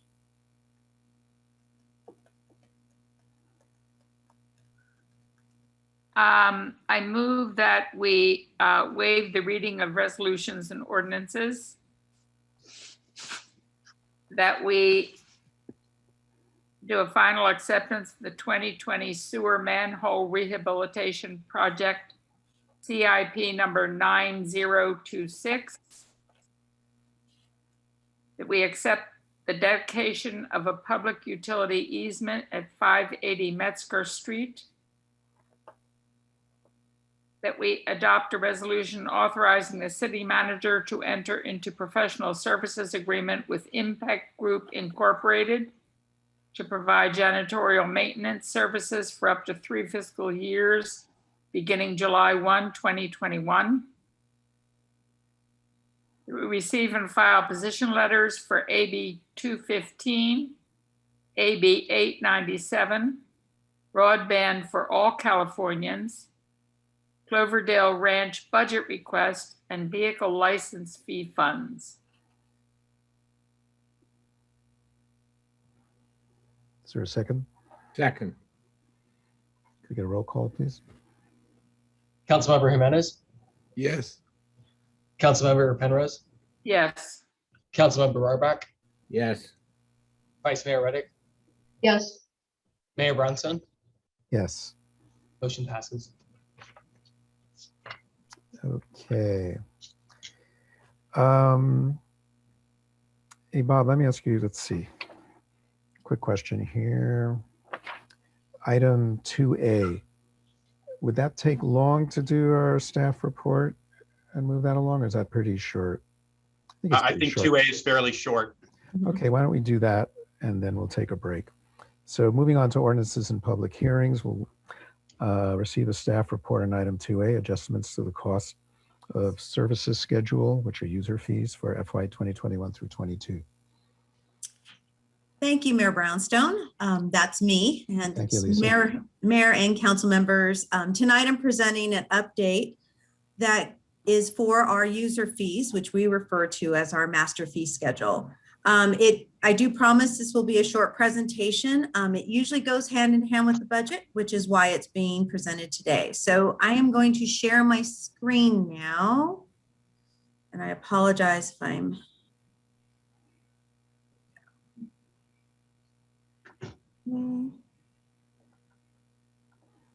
there. Can everyone see that?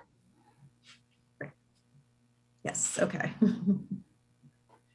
Okay, so tonight it looks like a lot of steps, but I promise we don't have a lot this year on this particular agenda, but I will go through a very brief background, talk about the purpose and scope just for the benefit of the new council member and the audience, share a recommendation with you, talk about next steps, and then we just open it up to a brief public hearing for anyone who may have comments on the fees that are changing this year.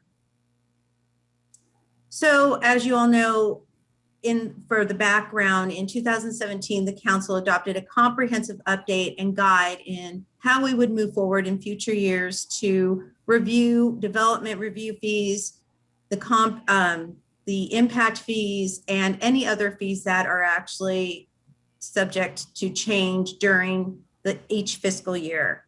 Most of our fees are at 100% cost recovery, which means staff time and the effort that we put in to enforce these fees and the work that the city staff puts in. Billing rates are against deposits and they're fully loaded hourly rates. And of course, we want to ensure that fee and deposit levels remain consistent with the fee study that we created back in 2017.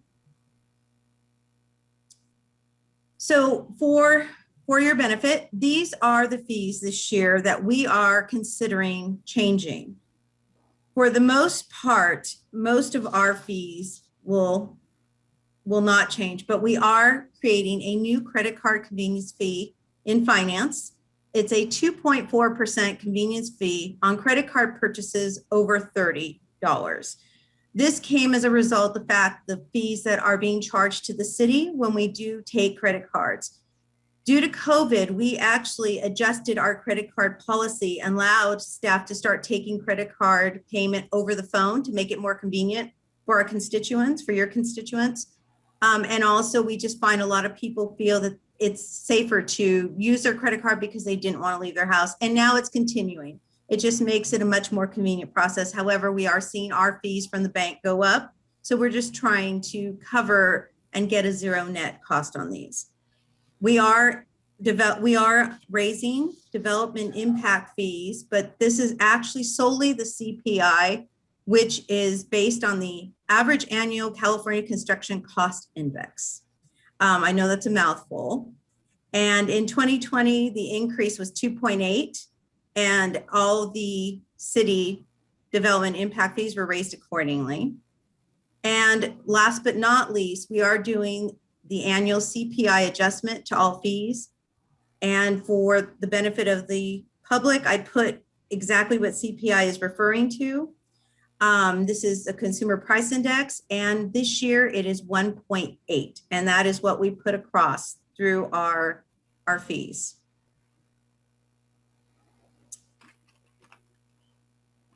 Next steps, and as you can see, that was very short because we're not doing too many adjustments this year. But most of the fees that we are changing will be 60 days and will be implemented August 1st. The fee and deposit increases, which means when we ask people to put a deposit on a service they're requesting, based on the CPI, will go up July 1st. And just to add, I did actually not mention this just because I was trying to kind of move this along, but in public safety, due to COVID, there won't be any public safety increases at this time. We'll probably review mid-year and look at what we have depending on the usage and what we need to look at updating. We work very closely with the sheriff's office. And of course, we follow the county guidelines as well when we're looking at fines and fees. Our recommendation is that, of course, we conduct the public hearing, and then by resolution, we authorize the adjustment to the cost of services schedule. And then, of course, now if you all have any questions, I realize I went through that fairly quickly, wanting to get you to your break. But if we have any questions, then I believe the next step is allowing public comment, if there is any. That's right. Are there any clarifying questions from council members before we move on to public comment? I don't think I see any hands raised or head shaking. Okay, we will now open up for public comment if there are any.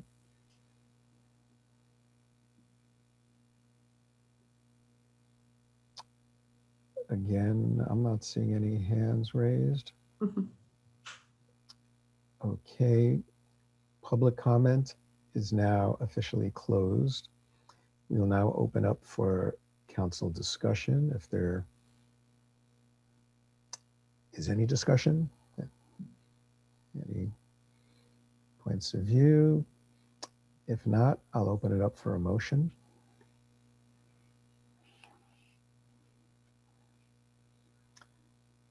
I'll make a motion. I move that we authorize adjustments to the cost of services schedule user fees for fiscal year 2021 through 22. Can I have a second? I'll second. Can I have a roll call, please? Councilmember Jimenez, Yes.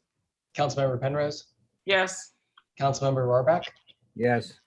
Vice Mayor Reddick, Yes. Mayor Brownstone. Yes. Motion passes. Okay, Thank you. great. Thank you. And we will now take a 10-minute break until 9 o'clock. And that's when we'll resume. Thank you.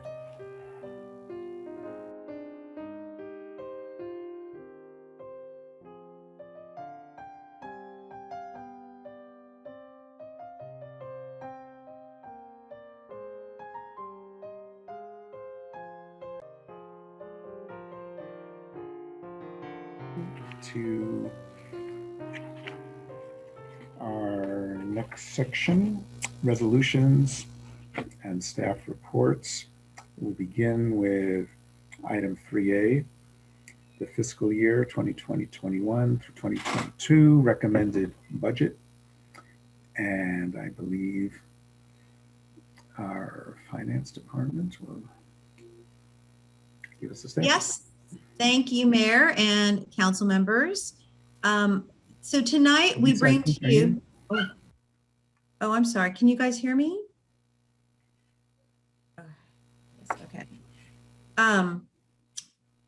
So tonight we're bringing you our proposed fiscal budget for the year 2021-2022. And I am taking great pleasure in introducing this budget due to the fact that this is kind of our inaugural budget for this particular finance team. Last year was, as you know, a very difficult year. We were hard pressed to finish a budget while online and in the midst of drastic cuts to the city's finances. We, under amazing time frame, my staff put together a budget with the help of a very dedicated department head group and staff. And we were able to come up with a budget that kept Half Moon Bay pretty solid throughout the year. This year, we decided we were going to make this budget our own. And as you probably saw from the draft that we forwarded to you, there's a different look about it. We've taken a lot more time to redesign some of the pages, some of the charts. But please keep in mind, this is truly a draft document. There unfortunately are some typos. and some things that need to be fixed in terms of the language, but the content, the numbers, the actual finances that Ken is going to talk about tonight is pretty accurate. So we hope to give you a great representation, and we look forward to your comments and your questions. And please note that, we will take them all into consideration and do what we can to fix the things that you have found, and then bring back the final budget in 2 weeks on June 15th. So before I turn it over to Ken, I'd like to let Brian Lopez, our senior budget analyst, speak a bit to another way we made this budget a little bit different this year. Thank you, Lisa, and thank you, everyone. Yes, one of the really cool things, that each year, obviously, we get to do is really just kind of, bring, kind of shine a light on different things and really, try to bring the community in with our budget. And so this year we did something that we believe is really cool. We actually worked with, artists, local artists in the area, to have works of art actually included in our budget document. For example, the cover page, as you'll notice, was actually created specifically for our budget. Time and the painting was donated to us by a Steve Rossi. And honestly, it's just absolutely excellent. I mean, the artwork and the detail and everything, it's just really spectacular, and we really appreciate it. But additionally, we also worked with the Coastal Arts League, and special thanks to Jane Lewis, the president there, who took the time to go ahead and bring together a bunch of different art pieces and scan them in and go ahead and provide them to us so we could include it in the document. And so we really just want to spotlight that and really just thank them for all that hard work and really just making our budget really special this year. And with that, I'll go ahead and hand it off to Ken. All right. Hello, Mr. Mayor, City Council, and members of the public. So this presentation is going to be on our recommended budget for next fiscal year. Our fiscal year runs from July 1st to June 30th. And here's our agenda for tonight. It's short, but pretty detailed. First, we're going to have an introduction, some housekeeping items, mostly definitions. Then we're going to talk about our revenue summaries and highlights. Changes to our expenditures, you can expect to see our capital improvement plan, and finally, the financial outlook. So as I mentioned, some housekeeping items, mostly for members of the public, especially if this is the first budget presentation. There are some definitions. I just want to make sure that we create a foundation of understanding. Debt is the first one, not to be confused with deficit. Debt is money that we owe to another entity. So our bond payment that we had a few years ago, the library loan, something like that. Deficit is when it's just an accounting term, a financial term, where our expenditures are more than our revenues for a current year. Deficits tend to have a negative connotation, especially if they go on for multiple years. But really it's only for describing what happens in the current year. And then finally, unassigned fund balance, a real technical auditor's term. Fund balance, you can think of it as a personal savings account. And for the city, we have our reserves, which is what we can only use for certain things by council approval. But we have unassigned fund balances, which are monies that we haven't designated yet. Very high level terms, but to keep in mind, this slide is here just so that when I speak about these later in the presentation, it's more familiar. Starting with that, we have our revenue summary. These are our revenues in comparison to our revised budget. TOT, we're estimating about 6.2 million. This assumption is based on, we're assuming that our hotels would do roughly 75% of their business in comparison to what they did pre-COVID. For reference, last fall, late 2020, they did about 65% of what they usually do. So we think 75 is a pretty optimistic, but not too risky. We also reached out to other coastal cities to see where they were going with. There's a lot of optimism there that tourism will be back. And then we also reached out to our TOT consultant who handles our payments, and they came into a similar range as us. So 6.2 is what we're thinking. For reference, the most we ever made in TOT was 6.8. So it's quite a bit of a rebound for us. Property taxes, one segment of property taxes, people that are already here, that is still increasing. But the other categories of property taxes, like selling your home, vehicle license fees, all those other smaller categories are relatively stagnant. So overall, we think maybe 1% for property taxes. Sales taxes, 2.9. That came from mostly from our sales tax consultant. They work with a lot of different cities. They see what happens in Sacramento. So they came to this number. We think it's a pretty safe number. What is optimistic about sales tax is that our highest mark before COVID was 3 million. So we're getting pretty close to where we were. All of the revenues is pretty much a catch-all category, but what is important in that category is the American Rescue Plan funds. We are estimating about 1.2 million. That is included in that number, but we also have slides following up, discussing those funds and what we plan to use them for. Overall, for next year, the budget is 18.3 million for revenues. Other increases and decreases that may be of interest to council and the community: recreation programming, we're bumping up revenues to about 100,000. That's roughly 80% of pre-COVID. Of course, we would love to have more, but we think 80% is a good goal. Interest, the city is being affected by the low interest rates, but only by about 10,000, so it's not too material.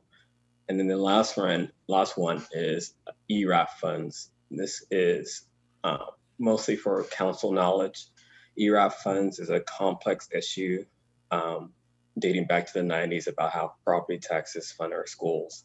And there is arguments between San Mateo County cities and the state on how those funds get moved around. We historically budget about 50% of what we receive. So we're dropping it down by 150. We only receive about 300,000 a year for this. So it's not a make or break number for us, but for cities like San Mateo or South San Francisco, where they get millions, it gets talked about a lot.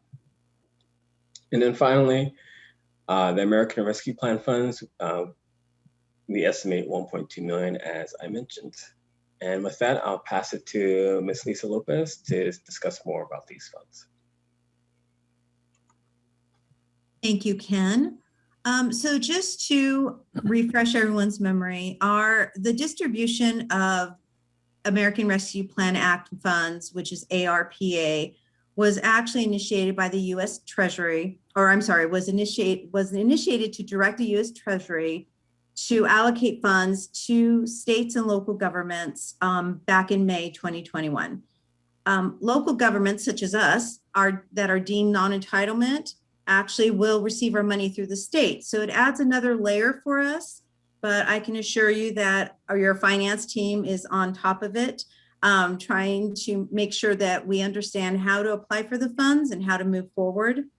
And then, of course, we will be getting a total of 2.4 million. However, we're getting the first 50% and the second 50% in May of 2022 at the latest. Some of the acceptable use of these recovery funds have been defined by the actual act itself. And we highlighted the six areas where we're looking at. Of course, we're focusing on the top four, which includes supporting public health expenditures, addressing the negative economic impacts, serving the hardest hit communities, and replacing lost public sector revenue. The other two, investing in broadband structure, is something we will continually be talking about here, as we know and we've heard through other groups that are involved in the city that that's a huge need on the coast side. So even though this budget particularly doesn't focus on that, it's not in a discussion through our IT department. And of course, providing premium pay for essential workers is also one of the things that the distribution of funds can be used for. We'd like to give you an overview of what the city plans to use the money for as we're incorporating this into our budget for the next fiscal year, and focusing on re-establishing services and reintroducing items back to the city to assist us serve the community. So Ken, if you want to move forward. So starting out, as you can see, we'd like to reinstate services, and we've kind of done a laundry list for your review. And it includes having another coastside preparedness event, which last year was canceled due to COVID. We're adding back a rec leader so that we can really start reorganizing our programs and our classes and starting up again, because the community actually has been asking for it, and we find it is a necessity. Again, reinstating events from throughout community services, something that Half Moon Bay prides itself on. Another community community safety event would be National Night Out. And of course, as you see the other items on the list, excuse my stuttering, we're restoring hours to the Public Works inspection team and the building inspection team, while also adding back another maintenance worker, and of course, funding the maintenance assistant that you all provided. Of course, economic recovery, we're covering some of our additional community grants with this money, as well as looking for a grant writer to help us solicit more funding for other special projects that the city's working on, so that we can actually kind of supplement the general fund and not necessarily always have to depend on general fund monies to do special programming. The recovery initiative is a huge move forward for the city. And as you hear from the different committees, there's a lot of work to be done. So we're hoping to fund that with this money to come up with different ideas and projects to help the economic recovery of the city. Ken? Some of the other things that arose from COVID that we discovered there was a need was a strategic and crisis communications plan. With that, we need to bring in somebody, as no one on staff has that expertise, and we really want to be ready and available next time there is a crisis. Also, that includes adding more interpretation for non-council meetings. As you know, a state law was passed asking cities to incorporate Zoom into their public meetings. As a small city, we're not mandated by that law. However, we discovered that there really is a need out there, and we're finding more public participation when we do have the hybrid. So we would like to continue that. Also, we were not able to bring back all of the positions that were laid off, which includes the HR analyst. However, with staff coming back and more people back on site, and with labor issues coming up, we do find the need for an HR consultant to help our department in administrative services. And of course, as you know, we're looking to expand interpretation needs, not only with non-council meetings and council meetings, but other ways we can bring it to the city so that we can incorporate more people in our public meetings. And last but not least, the reinstatement of programs and projects that we had to put on hold due to COVID. We're looking at reinvesting the money back into the sheriff's substation. Also reinvigorating some of the public works projects that we actually put on hold last year, including Poplar Street traffic calming, the Pilicitos Creek restoration, and of course the emergency response program, reinvigorating that project and hopefully finishing it this year, as well as looking at a neighborhood traffic safety program for the city. And All of that amounts to 1.2 million for this fiscal year.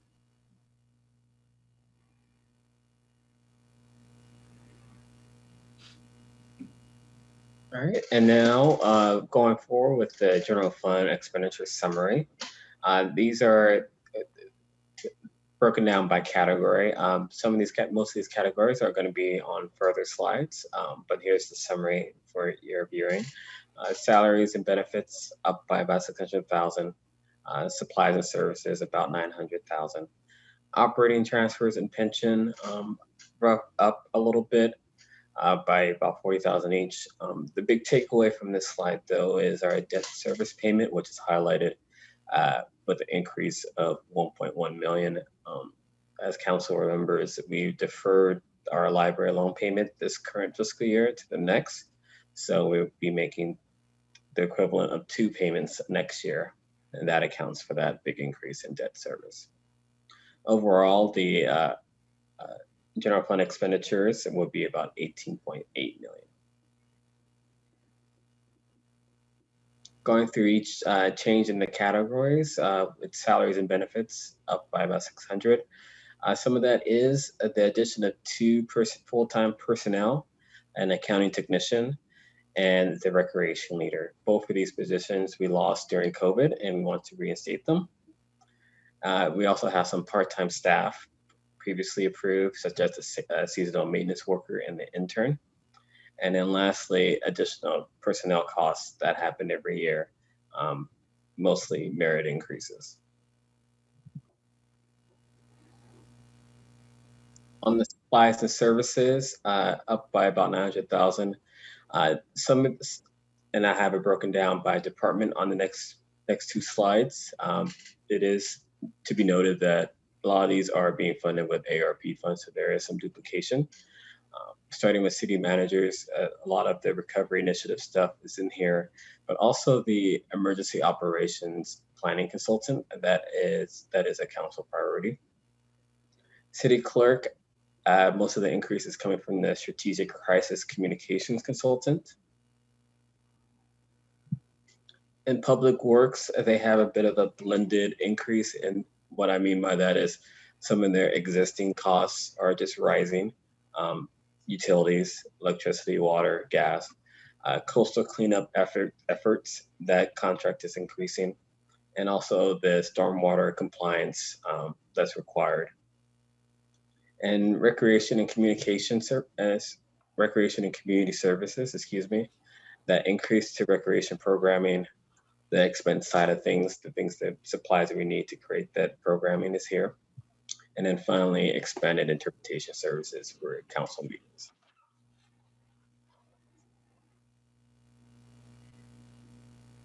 So broken down by department and by service area, you can see public works increasing the most by about 30%, 800,000. That's the personnel and those rising costs I mentioned earlier.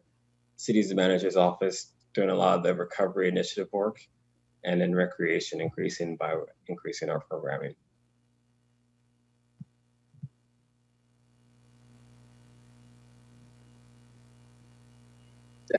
The other expenses that are in our operating expenditures is our debt service payment, which is going to be 1.4 million. That is our library loan payment and Stone Pine. We have our pension payment increasing by about 40,000, so it's going to be about 1.04. Overall, our operating expenditures would be about 17.2 million.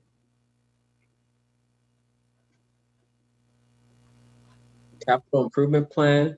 So the general fund will be sending about 1.6 million to fund our capital improvement, our capital projects. But overall, our CRP budget for next year will be 10.6 million. And that big difference is because we try to fund these projects through special revenues such as gas tax or road taxes, grants, and a big portion of that is also our sewer funds, our enterprise funds.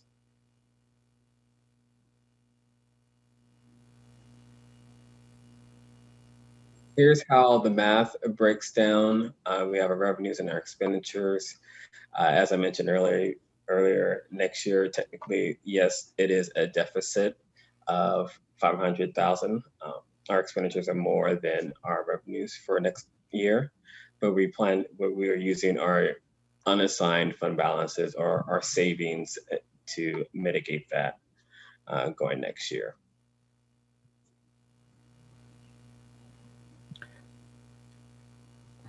Hey, Kenneth, just on that slide, when you said using our savings, you're saying our reserves, correct?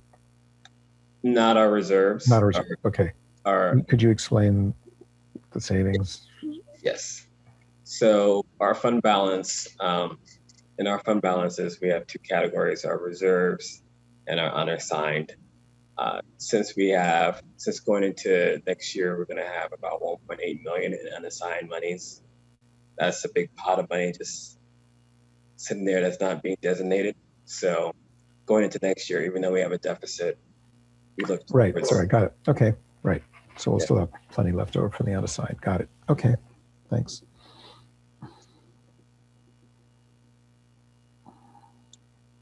Here's how this breaks down. So yes, as I mentioned, we're going into next year. At the end of this current year, we'll have about 8 million assigned. Some of that is going to mitigate the deficit of 500,000, but the remainder of that is going into our reserves. And the key takeaway here is looking at our reserves line, which is about 3 from the bottom. We started off with this year with 7.2 million. And if this budget were to be approved, our reserve level would be at 8.6 million, increasing per the reserve policy to 50% of our expenditures.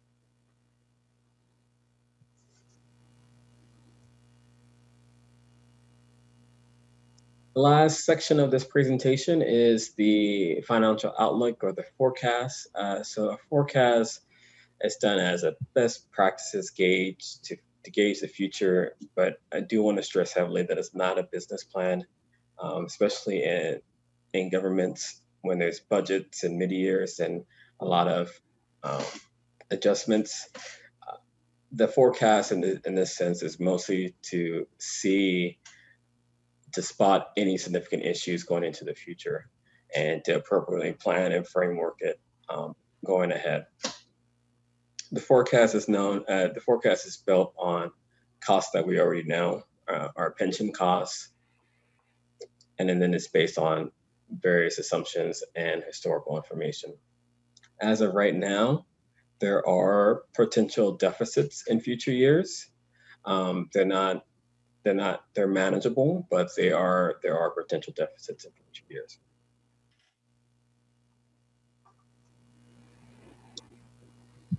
Bit of a lot going on with this chart and in this graph. It's found in the budget document book as well.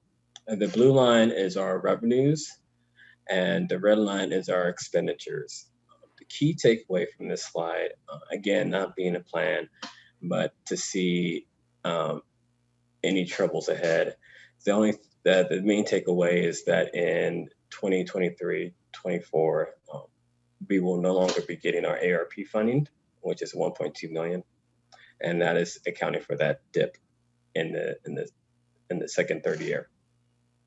Other than that, we are running deficits ranging between 200 to 500,000 per year.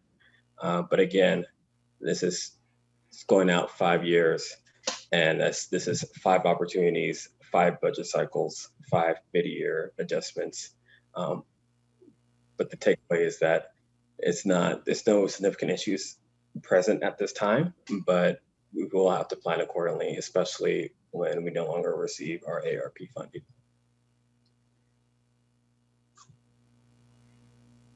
With that, we have our recommendations. Receive a presentation on the fiscal year 2021-22 recommendation budget.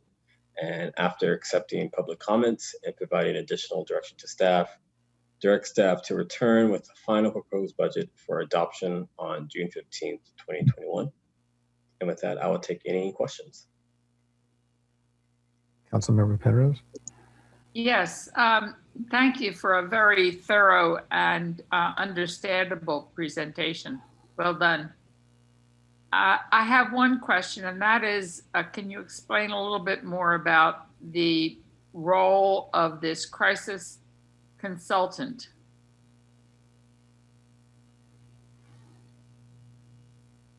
the communications consultant, I think it was a crisis communications consultant. Crisis communications consultant. Sure. I'll go ahead and take this question. So this is a component of our emergency operation plan. And as the council knows, this has been a priority for a couple of years. And there has been good reasons, I would say, that the plan has not been completed and has been put off a couple times. The last of which was the pandemic that started a year ago. That put us into reaction mode. And at that point, completing the plan was put on hold. I think we made a presentation at some point during the year where we indicated that although it was not good, that was an example of something that was put on hold.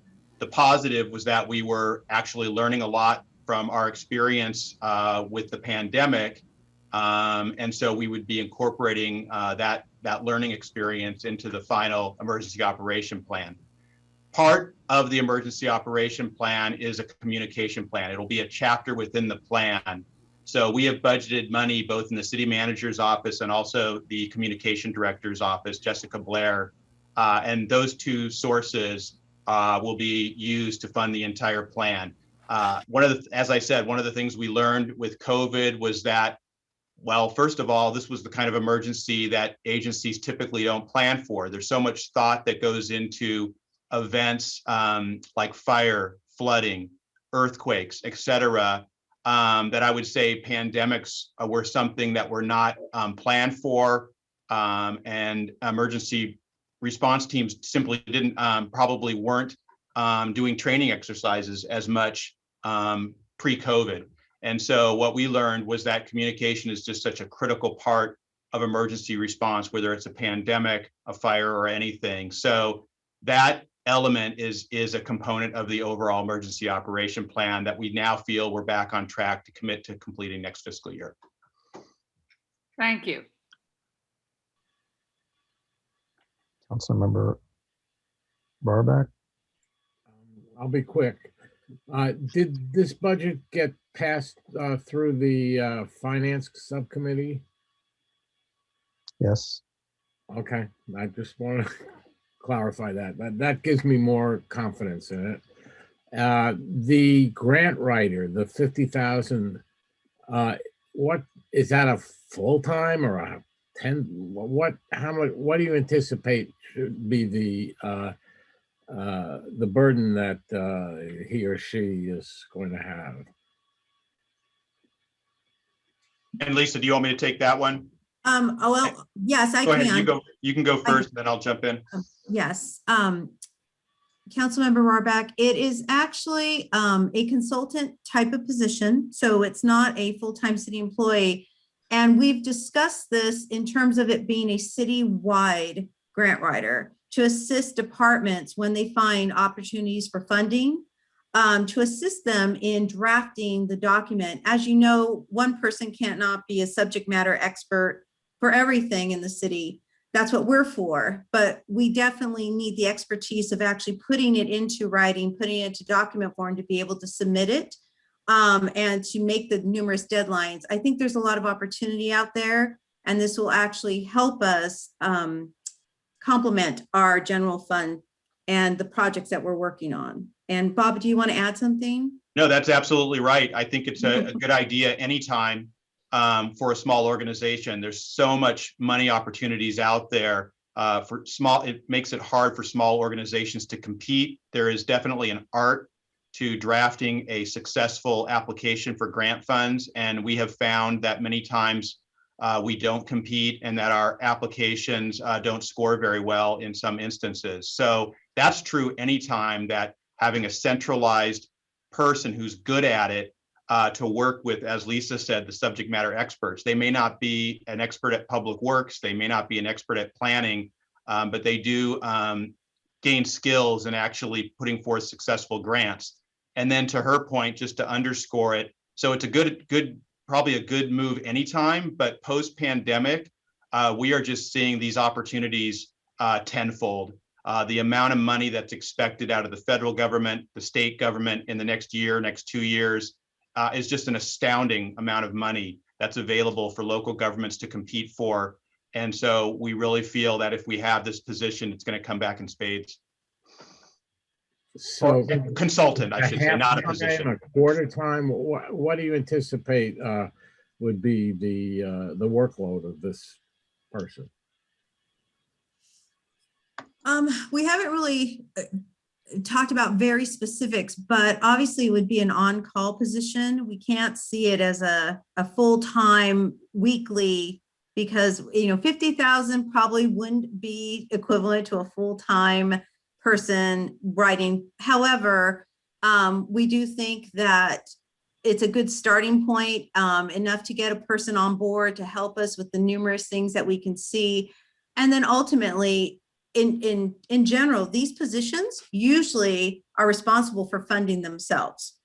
The monies they get, the projects they work on, a lot of it is administrative costs, which is the person who's writing the grants. So I would say 50,000 would probably be anywhere between, I want to say 20 hours a week, maybe, that gives us a good start. However, I'm just estimating, we may find that there's a lot of opportunity and we beef up that person's hours. And then we have to kind of readjust. But for now, we just want to get this person with enough time to start really hit the ground running. Thank you. Thank you. Last trivial question is, the other consultant is absent MA. What's that? Oh, mean? that actually means absent the HR MA. So the only reason we are looking for money for an HR consultant is because we have not been able to bring back the HR analyst that we lost in administrative services. And most of the HR now is being handled by myself.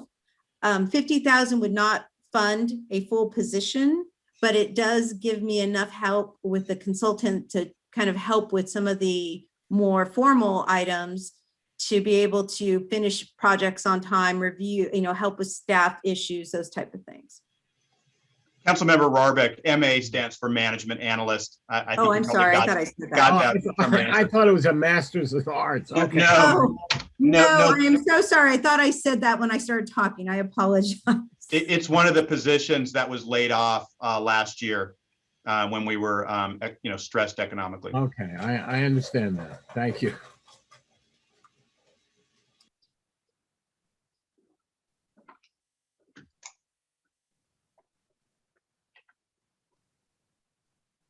Councilmember Ruddick, sorry, I was muted. Sorry about that. Yeah, so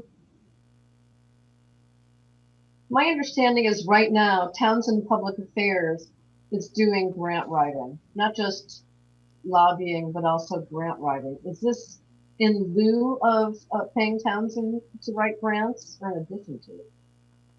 This is in addition to, we don't feel, again, given the amount of federal and state dollars that we see coming down in the next year or two, we don't think the work that we get from Townsend is enough. We really think there's going to be significant grant opportunities. We just don't have the capacity to keep up with them. And so when those grants come along, there's a deadline. Townsend is going to continue to do what they do. But their role, I think, is different than what we envision this role to be. Their role is syncing letting us know about the grant opportunities, and then potentially doing any political work once we submit grants and giving us ideas on what would be successful, et cetera. This person would be more pen to paper, doing the technical side of putting the grants together. And then back to the strategic crisis communications. I still don't feel like I have a good handle on this. Is this like hiring somebody to write a section of a plan and it's once and done? Or are you talking about like an ongoing retainer? I mean, and what is crisis communications? Like, what does this entail? It seems to be a lot of money. Yeah, great question, Councilmember Ruddick, Mr. Mayor. my suggestion is that we put a little work into the question you just asked, and when we return on June 15th, we have a more substantial answer for you at that time, and we can have a discussion whether that line item still makes sense at that time. Yeah, but I mean, you're coming back with a final budget, and we're discussing the draft tonight. So I want a better understanding of what it is you're asking us to bring back for approval.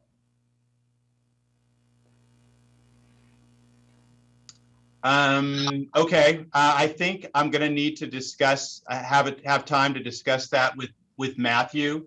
Also, Jessica Blair's not here tonight, so she's not here to also answer that question. So we will kind of multitask and caucus and get you an answer back before the night's over on that. Yeah, from what you've already said about it, just it sounded like you're looking for support, support for an emergency operation plan that is still being worked on and hasn't been finalized, and this person would support that. So I realize you need a little more meat on what that plan is. If that's an accurate, summation, I would be happy to support like once and done, but right. I would have a hard time with having, an ongoing communications retainer of that scope, that scale. Sure. No, I believe it is. No, it's definitely once and done, if that's your question. Like I said, I can caucus while the rest of the meeting's going on. If we have any additional information to bring you, we will. But when we bring that back, not only will we have a more sufficient answer for you on the 15th, but I'll take a second look at it. And if I think it needs to be trimmed at all, along with our explanation, we'll have that proposal ready for you either way. As you say, we're going to be bringing forth to you the budget ready to be adopted on the 15th. So we don't want to not be ready and have to have a third meeting. So we'll be ready in both scenarios to have an answer for you and prepared to take to take our red pen to that one if we need to. And Bob, if I can jump in, I do believe, from what I understand from the conversations we've had, it is a one and done. Once the plan is developed, there wouldn't be any need for a consultant to help us develop. It's the same with a couple of other things that we're working on. We need somebody to come in with the subject matter expertise that we have, but we need somebody that focuses specifically in their career on these issues. And so this person, from what I understand, would come in, help guide the city, help develop the plan so that it's ongoing, so that we have something that just needs to be updated every couple of years. Right. I'm totally in favor of doing this plan. And I'd like to see it through and get it done. I think it's critical that we have this and have a plan that is about our own conditions here, not something imposed top down from the plan. So I just wanted to understand it. I think the term of art we're looking for is we want the result to be an operationalized plan so that anybody could step in and put the plan into effect, not dependent on the person who wrote the plan, but a fully operationalized plan that, because we do need a great community. When emergencies happen, if you don't have that communication plan together, it's really not going to happen in the emergency the way you want it to. So all for making sure we have that right support. But I like the idea of a fully operationalized plan if we're going to spend that money on a great consultant. Great. Any other clarification budget questions before I move on to public comment? Okay, I'll now open this up for public comment before we conclude our discussion among council. Public comment is open. I'm not seeing any hands. Okay, now officially closing public comment on the budget. Okay, closed. Any further discussion by staff before I ask for a motion? I don't see any. I think we had a pretty good discussion in the clarification. I'm sorry, Councilmember Penrose. No, I was about to make a motion. Oh, sorry, go ahead. Yes, please. I move that we receive the presentation of the fiscal year 2021-22 recommended budget, and after accepting public comments, which there were none, and providing additional direction to staff, direct staff to return with the final proposed budget for adoption on June 15th, 2021. Have a second?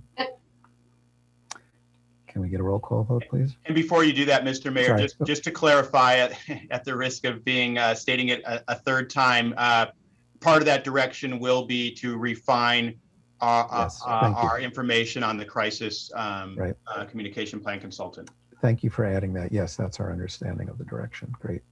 Thank you. Could we have a roll call, please? Councilmember Jimenez, Yes. Councilmember Penrose, Yes. Councilmember Rarback, Yes. Vice Mayor Reddick, Yes. Mayor Brownstone. Yes. Motion carries. And if you don't mind me popping in, I've been communicating with Jessica Blair, our communications director, who's traveling right now.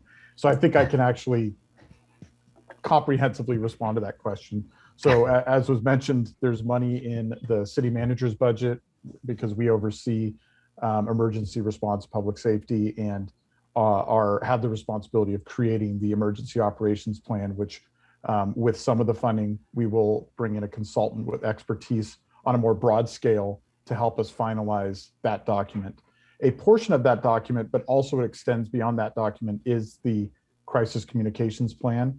And so communications will also bring a specialized consultant that specializes in that area to help finalize the emergency operations plan from the communications perspective and any other crisis communications planning that needs to be completed. It's a one-time expense. It will be just this fiscal year. And to the mayor's point, it is all intended with the purpose of getting us a plan in place that then we can operationalize using existing city staff and our community partners.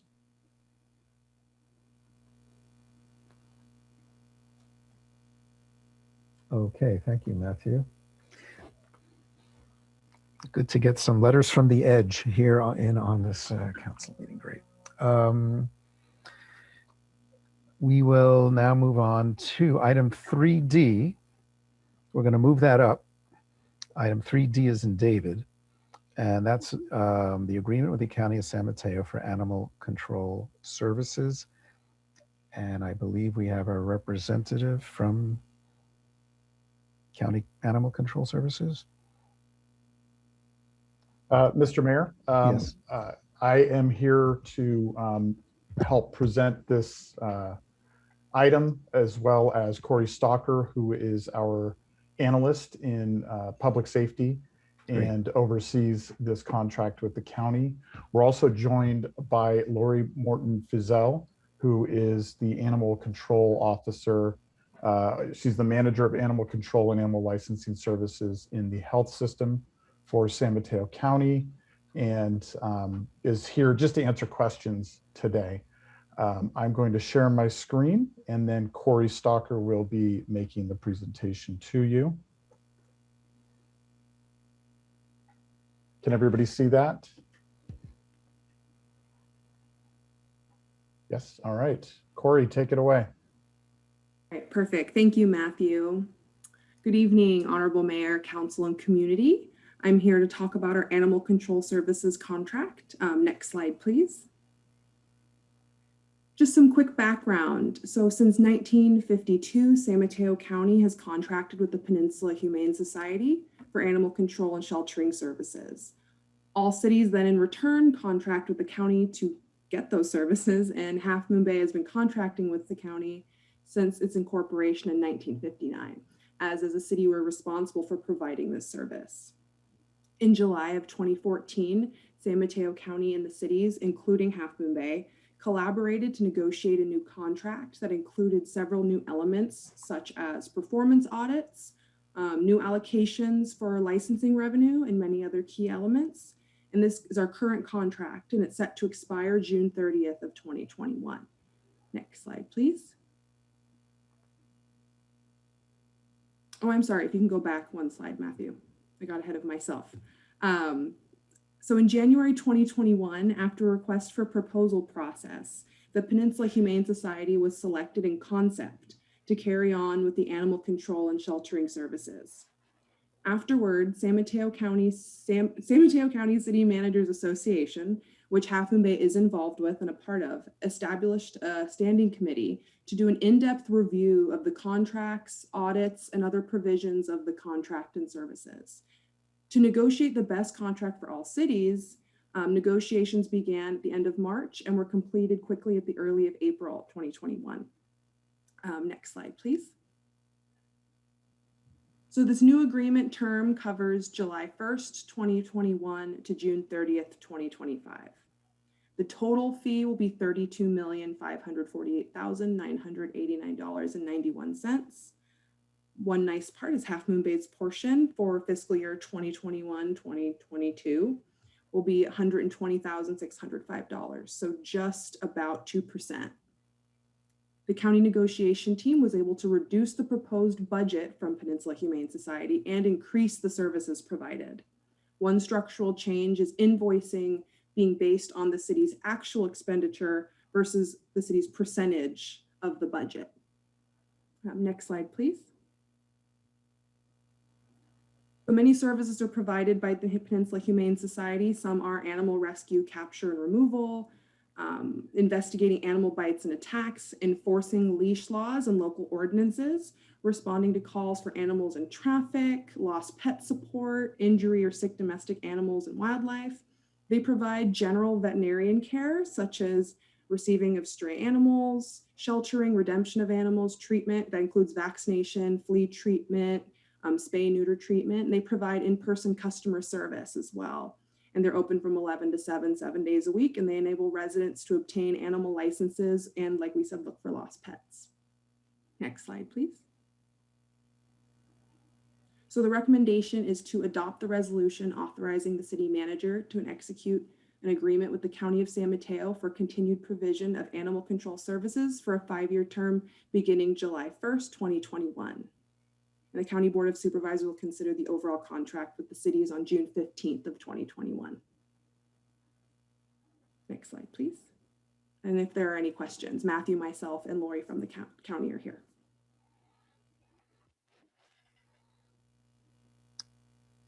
Any question? Oh, go ahead. I'm curious, Corey, who is the other bidder for the services?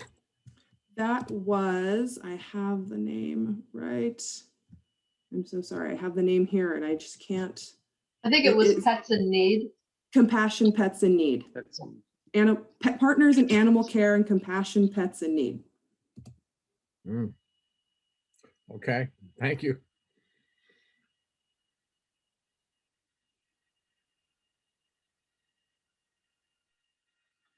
Any other clarifying questions before I open it up for public comment? None? Okay, I'm now opening up for public comment on this item. I do not see any hands raised.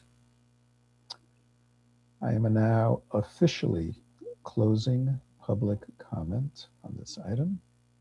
Thank you. Would anyone like to make a motion?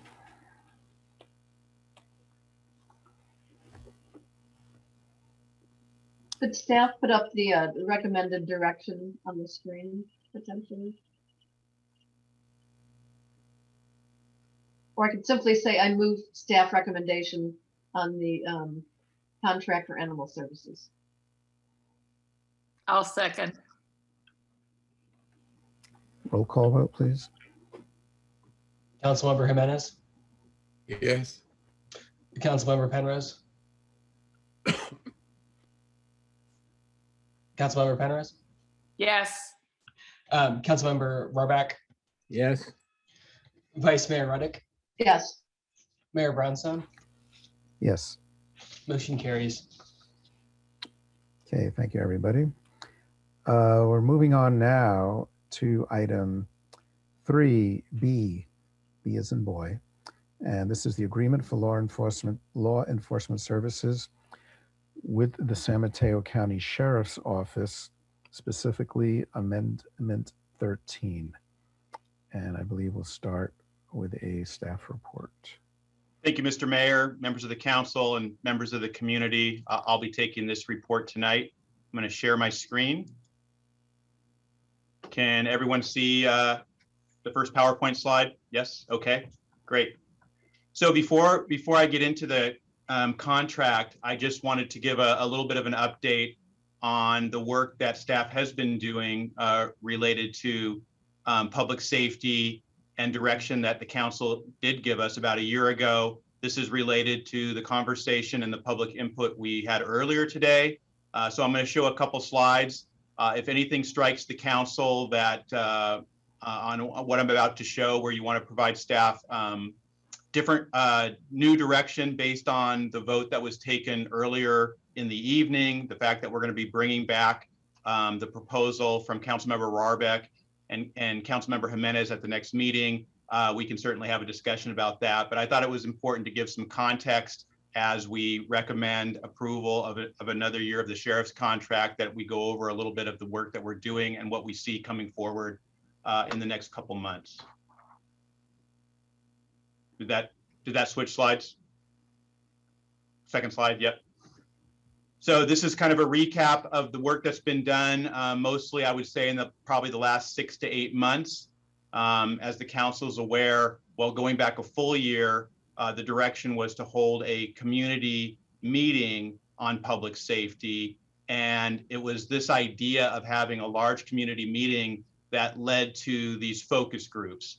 Our thought was that there were some very specific groups that we wanted to reach out to prior to having a big community meeting, because we felt that's where we would hear some of the information that we thought might be missing or gaps in the way that we provide public safety in the city of Half Moon Bay.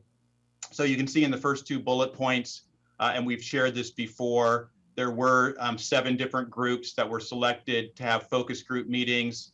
They're all listed there. And I'll note, well, there's 6 listed. The homeless/provider group was actually 2 meetings. One of the meetings was with nonprofits and other homeless service providers, and one of the meetings was actually with homeless individuals. And then I list the mental health meetings as a second bullet point, because that is a different conversation. They're not exactly focus groups, but we're very important. That turned into 2 meetings. Both those meetings were very well attended. I believe at the April 23rd meeting, I probably counted 29 people in attendance. So a very robust meeting on April 23rd, causing the second meeting on May 7th. And the results of those meetings will be part of a summary report.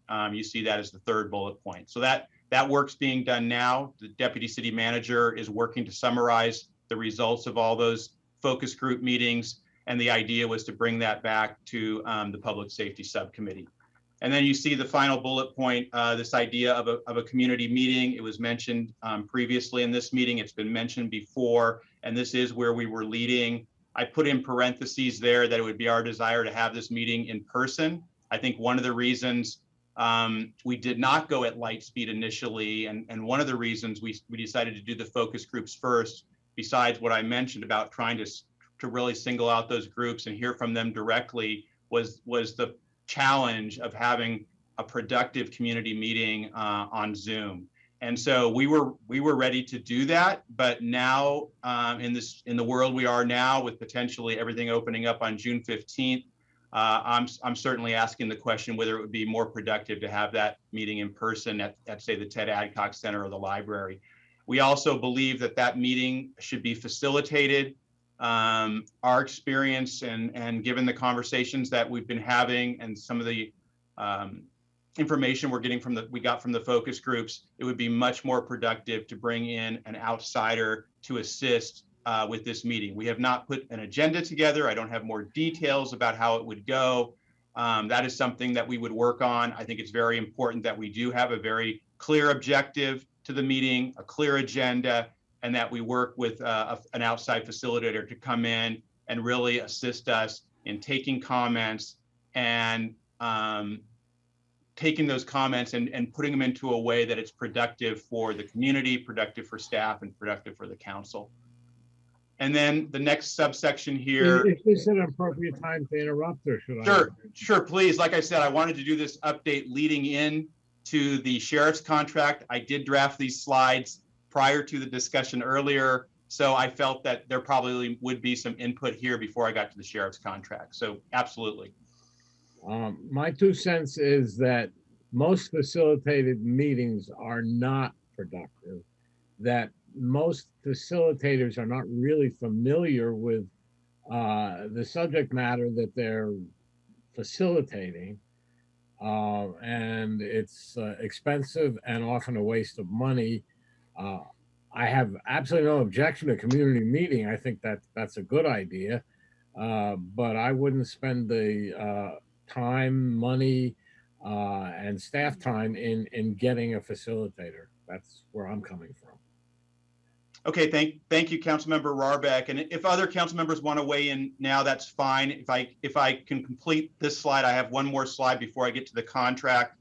We can certainly have a discussion about that point before I get into the sheriff's contract. Matthew can answer specific questions if there are any. He has been working with Peninsula Conflict Resolution Center. They would be who we would tap to do the facilitation, but your comment is noted. And if others want to discuss and give us alternative direction, that would be fine. Mr. Mayor, if you want to take comments now, that's fine as well. Councilmember Reddick. Yeah, I'm totally in favor of having a facilitated meeting. This is a big, important issue that has to do with changes to an institution. And people's feelings about it are very strong. And people are holding lots of different opinions. So I would say a facilitator that has the experience like PCC, Peninsula Conflict Resolution Center, would be apropos here, absolutely. A productive meeting isn't one where everybody's talking past each other with all of their agendas and feeling, very invested in a particular outcome. That's not a productive meeting. Facilitated meetings, I find, are often much more productive, especially in matters that are critical and emotional. So I support the staff recommendation on facilitation here. Councilmember Penrose.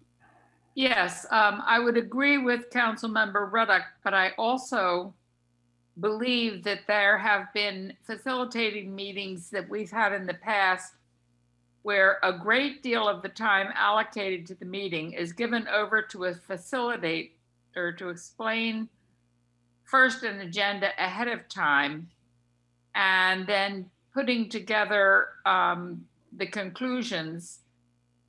I think that I would like to have council have some say in the way that the mediator interacts at the meeting, the amount of time that they take, and the organization. I would like to see that happen. I agree with you, Dr. Penrose. I think I have seen meetings where it's not done well. The thing that's different here is Peninsula Conflict Resolution Center. So it's not moderating an issue, for instance, like in the housing, or the cannabis. It's actually doing conflict resolution, right? Yes, and as long as that's what they're doing, I'm happy for that. But I would like 99% of the meeting to be the voice of the public and not the voice of a moderator or of staff or of council.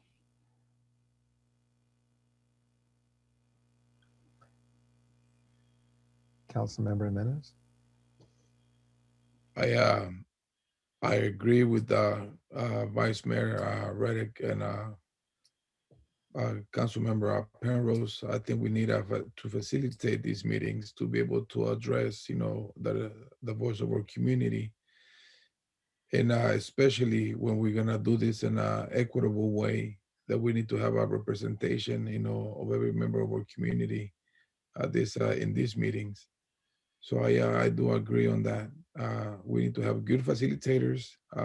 Peninsula Conflict Resolution have done an okay job in the past, but I think there's always a room for improvement. They can do better, and always follow up with our meetings. Thank you, Councilmember Jimenez. And thank you for all that input. We will take all that input accordingly, and the council will certainly hear back from us before we proceed with that community meeting. Unless there's any other questions on that, I did want to summarize the Yaniro Serrano Presente program that was directed by the council 4 weeks ago, or 2 meetings ago, 4 weeks ago. Just wanted to note again, and we will be advertising this in a variety of ways. The first meet and greet with the deputies is scheduled for June 9th at 5 o'clock. That will be a virtual meeting. We are slowly moving towards the idea of in-person meetings, but this one is scheduled to be a virtual meeting. The feedback line, both compliments and complaints, is currently being tested. I think we've worked out most of the details, and our goal is to have that live next week. And then I just wanted to underscore, we didn't really hit it in the budget presentation you just received, but the $75,000 that the council directed to mental health services was included in the recommended budget that you just received. Thank you. Councilmember Jimenez. If I could weigh in on that briefly. Well, I saw Councilmember Jimenez's hand up. I don't know if his hand up is still up from the last piece or up again now. Sorry, I think it was from the last one. Oh, okay. All right. Thanks. All right, Councilmember Armack. I may be perceived as really negative tonight, but I don't think so.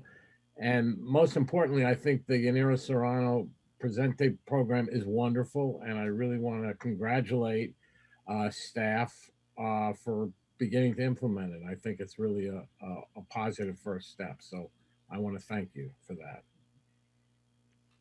Noted. Councilmember Jimenez. I'm gonna repeat what Councilmember Rebrach, mentioned.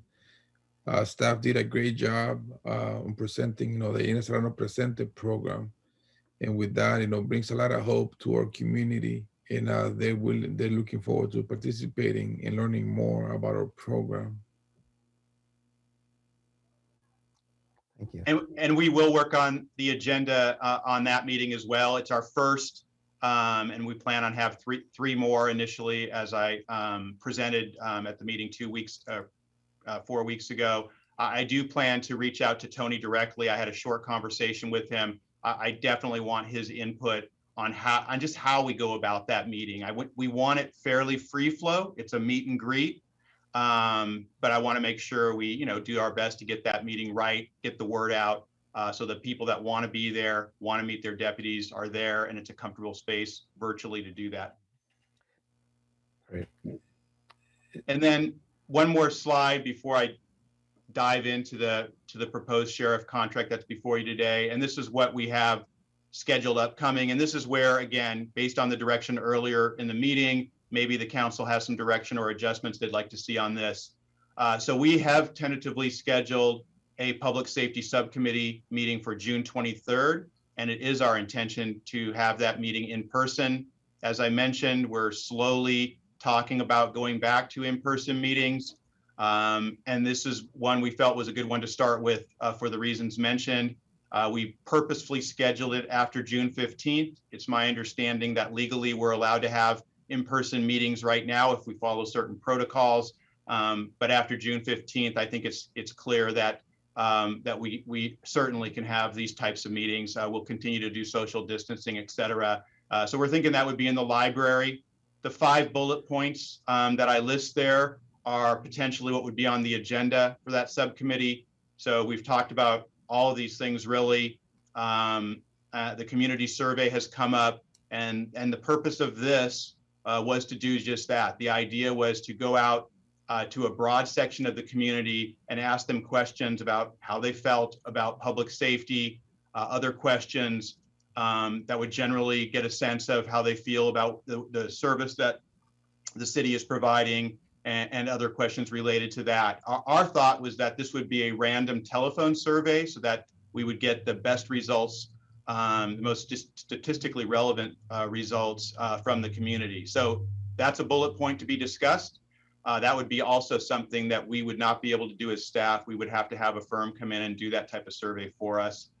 We discussed the facilitated community meeting, and then start to talk about the MEET draft recommendations, which really then relates to the direction, to some degree, that we received earlier today.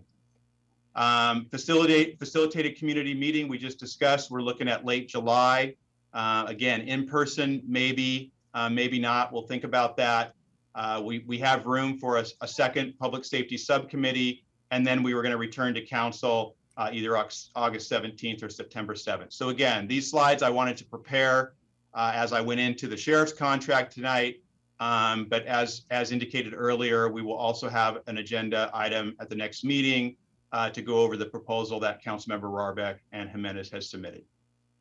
Any questions on that before I go into the amendment 13 for the sheriff's contract? Yeah. Well, hang on, Councilmember Jimenez, did you have a comment or question? Because your hand was still up. Okay, got it. Thanks. Councilmember Rarbeck and then Councilmember Penrose. Should I go first? Or? Joaquin Jimenez tried to get some of his Latino friends and colleagues to come to the meeting tonight to do public comment. And from what he said, he didn't get a good response because there's the Latino community, of which 1/3 of Half Moon Bay is, we're so afraid of government, of coming out of the shadows, that they didn't appear. So how do you think a community survey that is going to happen will give you honest results? I think it's a waste of money, honestly. I'll tell you the results. There are 1/3 of our people are afraid of law enforcement. That's a fact. You don't need a fancy external company to come in and prove what we all know. At least I know, and I believe it's true. So that's where I'm coming from. And I think we could save a lot of money by not having this kind of survey that purports to be scientific, but in fact will not give honest answers. Thank you. Thank you. Councilmember Penrose. Yeah, I wanted to make certain that we have room in the schedule should we need a second community meeting. I'm hoping that the community meeting will end up being a very robust, an educated public will be coming to it because of the steps that we've taken so far to report out on, and the ones that we will be taking with the public safety subcommittee report out. So I want to make certain that we have room for at least one, possibly two community meetings. Noted. Councilmember Ruddock. So I disagree with Harvey, on the issue of the survey. There are respectable policy polling firms used, by the state of California and others. I have experience with them who have expertise in doing outreach into Latinx communities. And even if one granted what you say, that, all 30% of people who might claim to be Latinx are afraid of the police, I would still like to know what the 2/3 thing. And I actually think treating the 1/3 of our Latinx community as a monolith is not a good approach. I don't think it's an equitable approach. I think they want to be asked what their experience is. And if you guarantee their privacy and you have an expert firm that knows how to work with these communities, you will get useful information. So I'm not willing to write off 1/3 of the community and just assume that everybody who's Latinx is afraid of the police. I'm not going there. Thank you, Councilmember Ruddock. Councilmember Jimenez. Okay, I think let's see, my voice can hang a little bit longer. So I actually do agree. We do need the community survey. And we also need to work with an agency that is going to be able to reach out, to do the outreach into everybody in our community. Even though some of the people that I've invited to speak today didn't do so, and I respect their reasons, but I believe a survey from everybody in our community will show uh, uh, about what our community is going through. So actually, I do agree. We need this. We need a survey, a well done survey, to be able to reach out. And I believe we have uh, groups, organizations in our community that can be able to address this about giving a peace of mind about saying, no, speak up. This is your opportunity to answer a survey, to be part of a survey about what is going on in our community. On my part, I've been trying to, been doing outreach for community to speak up. And I don't think we need 2/3 of the community to do the survey. I think we need 100% of our community to do the survey to be able to address what is going on. On my part, you have my full support when it comes to doing a survey about our community. Thank you, Councilmember Jimenez. Councilmember Jimenez, I have a question for you just before you unmute. If you could unmute again. Councilmember Jimenez, can you unmute? I just have a question for you. Go ahead. The Latino Advisory Council still exists, correct? Correct. We still it still exists. So I think that when you do a survey, it's not only what the survey is asking, and believe me, asking survey questions is an art, but it's how you implement the process, right? And Yes. so I would recommend that. I mean, there's many cultural issues in many different cultures around surveys and getting people to feel comfortable and how the process is done and how the results are reported. So I would recommend that we consult with Latino Advisory Committee and others in the community as to what's the best way to ensure as many folks participate as possible.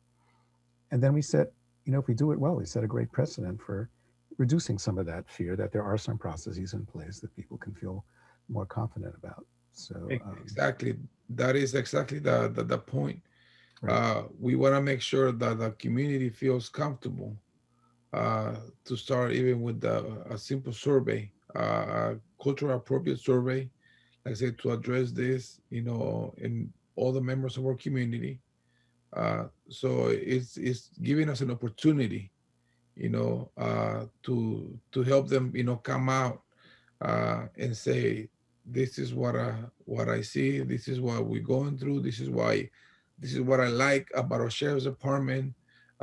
This is, just to be able to share with the rest of us.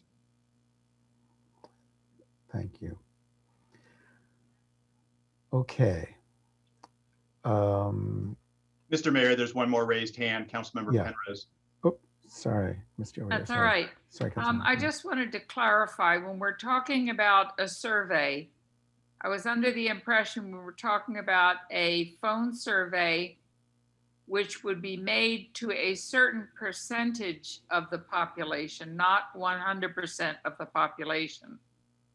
So that is one type of survey. Another type of survey would be if you handed out pieces of paper or asked people to sign up online to respond to questions in the survey or to make comments. So the one is directed at a sampling, and that would be the phone survey.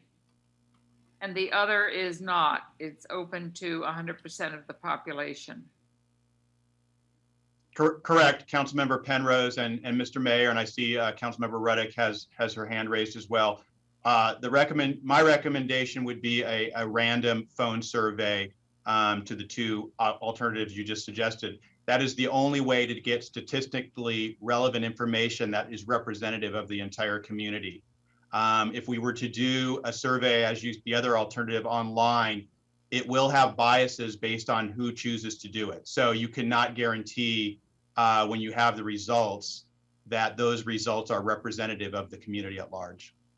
It's similar to the polling we did, similar but different to the polling we did prior to putting the increase in TOT on the ballot. So that was done by phone. I think some of it might have been done in the internet, but they for our population, they chose a figure that was statistically relevant. I think it was slightly over 300 calls that they made, and then based on those calls, indicated that that was then representative, plus or minus a certain factor of the community.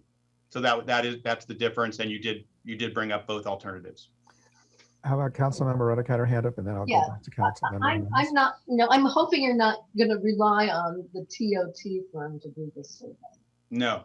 The key is, culturally appropriate. We're not just surveying the Latinx community, though. We're surveying the community. And what I would do, making this recommendation, it's a little work, is create a short request for qualifications or request for services. Very general, here's the problem to be solved. We're asking, you firm to make a proposal about the best way to address this in a cost-effective manner to get something that's responsive, indicative, culturally appropriate. I think you need to, ask around for ideas and let people propose approaches, and maybe you tell them, what the budget is, or maybe you certainly have to clarify the goals of it, but let people propose, approaches and see what you get. Just put it out to 3 firms.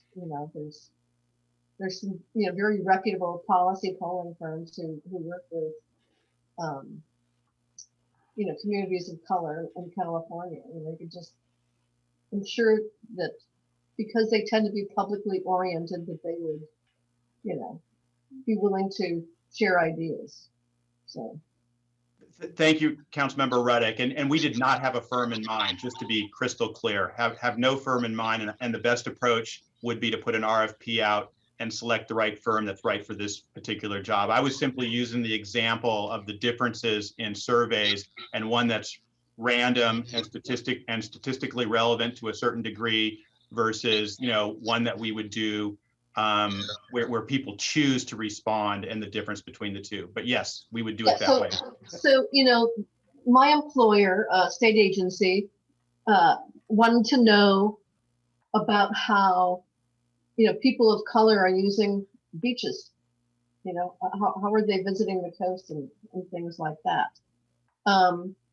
But we also wanted to know, how, Caucasian people were doing it. So the firm actually came up with, actually it was a phone survey. They did a phone survey of folks. In fact, they said that phone surveys work best with like Latinx communities, for instance. So they did it a couple of different ways to get at the information based on, what worked for these target populations. A little more expensive, that way, but it was done by phone. And then they followed up with some focus group information to dig even deeper. I don't think we need to do that, but there certainly are ways, reputable ways of getting at, representative right. feelings about policy issues. So. Well, perhaps we can get that survey firm to connect the Latino Advisory Committee and talk about what did they do, how did they do it with phones that guaranteed people's comfort, safety, and getting a good sampling, because you're right, you can't always obviously sample everybody. And by the way, just as an aside, I'll tell you, focus, yeah, it's more expensive, but it's good to do a survey, but focus groups is where all the magic is when you do a focus group, right? But just saying. But maybe we're not ready for that step yet, but after the survey, if you really want to dig, a good focus group facilitator.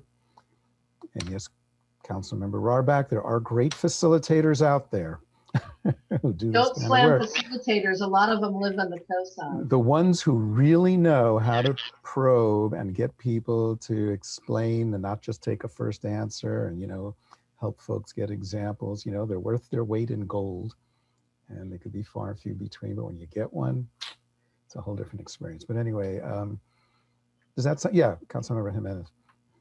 Yes, a quick share of information. Not a lot, but many of our Latino community in Half Moon Bay have been victims of fraud through On phone phone fraud, yeah. So it's very difficult. I think it is possible, but it is difficult for them to do a survey over the phone for the same reason. I recently was working with one of the farm workers that received a phone call that he had to send $1,150 to somebody in San Diego, and that was fraud over the phone. Sorry, go ahead, Councilman. He shared with me this, and he was trying to send credit cards that he purchased at Safeway to send the money. So actually I stopped them from sending these cards to some person, calling him from San Diego. So we have to be very careful. But I believe the Latino Advisory Council and other groups in the community will be able to address this with the community, that a survey will be taking place, and just for safety reasons. Yeah, I think one way sometimes to get around that fraud issue you're talking about is you have potential participants download a special, an app on their phone that everyone knows about, and that's the only way it could be communicated through, and a number is sent. You know what I mean? So you create this protection around somebody breaking through that. But anyway, that's to a longer conversation. All great comments, and I do think this conversation was very helpful for me and staff.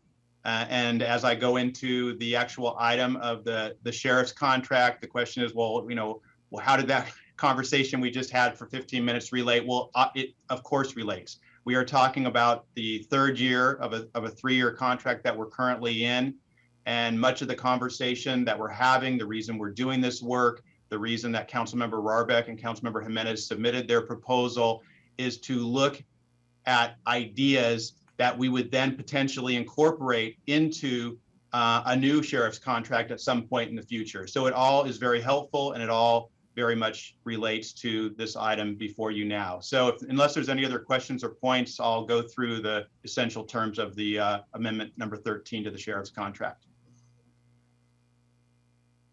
Okay. Yep. Oops. So just a little background on the sheriff's contract. It was initiated by the City Council June 7th, 2011. So I think it's actually worth noting that June 7th, 2021 is 6 days from now. That will be the 10th anniversary of the contract. I would say that it has been a successful contract, and it has been one that has saved a lot of money for the city. So I think something to celebrate, or at the very least acknowledge that we are hitting the 10th anniversary mark of this partnership with the county sheriff. There's been 12 amendments since it was initially launched in 2011. And to my point of the success of that contract, partially because of the level of service that they provide that our city forces were not able to provide, but also the cost savings. And it was estimated that the initial contract was an 18% decrease over the current city policy budget the year preceding 2010, and that we saved $510,000 in the first year. We have gone on to estimate with inflation and other factors, when you factor in some of the additional services that the county provides that the city was not providing, a rough guesstimate is potentially $750,000 per year savings. Obviously, those are just estimates. If the city ever went in a direction of moving back to a city police force, we would do a thorough analysis and really get at what that number would be in going the other direction. Right now, we're in a 3-year term. The initial contract was a 5-year term with 3 3-year options. The 5-year term went through 2016. The council then elected the first 3-year option through 2019, then the second 3-year option through 2022, and the contract has a third 3-year option that would take us through 2025. And so I make this final bullet point because I think it relates to the conversation we're having. By September 30th of this year, we have to give written notice to the sheriff if we wish to exercise that third 3-year option. Here are the last 2-year amounts of the contract as compared to the amendment 13 that's before you this evening for fiscal year 21-22. You can see the numbers on the screen. And I make the point here that this year that we're in now was a 3.1% increase over the previous year. And what's before you this evening is a 10.8% increase. I think there's going to be probably questions about that amount. It's obviously just over $300,000. I would say there's probably 3 reasons for that increase. One is a direct reason, and I would say 2 indirect or softer reasons. The first direct reason, you can actually do a line item comparison of their proposal for this fiscal year compared to last fiscal year. It's in the agreement, it's Exhibit B1. And as you look down the line items, each line item is slightly different. Many of them go up slightly, a couple of them go down, but I would say the majority of the 10% is benefits for the 8 deputies that are assigned to the city of Half Moon Bay, and also equipment maintenance, which is an increase of about $70,000. So those 2 items alone are the majority of the 10.8% increase if you look at Exhibit B1. Going into what I would say are kind of softer reasons that there's an increase, I go back to last year, 2020. These are numbers from last year. In March of last year, they submitted their proposal for the fiscal year we're in now, and it was actually 3.4 million, as you see on the screen. As you can see by the date, that was 10 days after we went into lockdown from the pandemic. So the pandemic was still sinking in, and that was the sheriff's proposal, I would say, without taking into account the economic situation that the city was going to find themselves in as we were in those first few months of the pandemic. So we went back to the sheriff in probably April, I would say, as things were sinking in. And we said, there's no way we can do that increase this year. You're going to have to sharpen your pencil. We're going to have to work together, and you're going to have to come up with another number.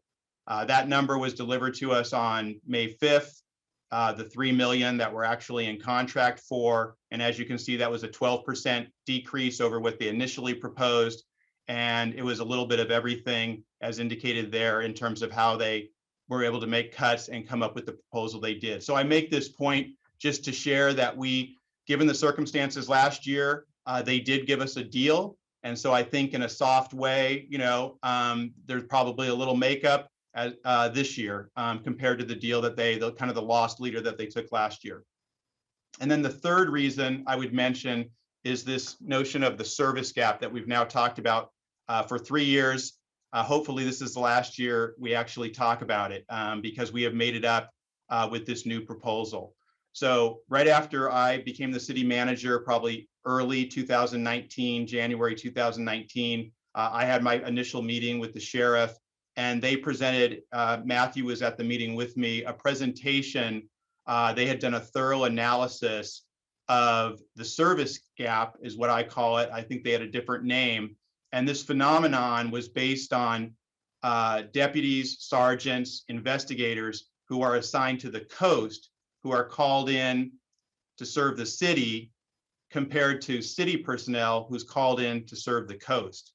When the contract was initiated and constructed back in 2011, there was an assumption made about that. The idea was that that should be free flowing. We should have mutual aid service between the two so that when something happens in the city and they need backup, deputies come in from Moss Beach, from Pescadero, and vice versa. And there was an estimate made for the purposes of putting a number on it for the contract of how much that would go both ways. I think initially the city got a very good deal, and they actually went back 3 years ago to actually look at what percentage that they actually, looked at that deputies' time, the time they spend in the city versus the time they get called out. And they did a thorough analysis and presented it to us 2.5 years ago.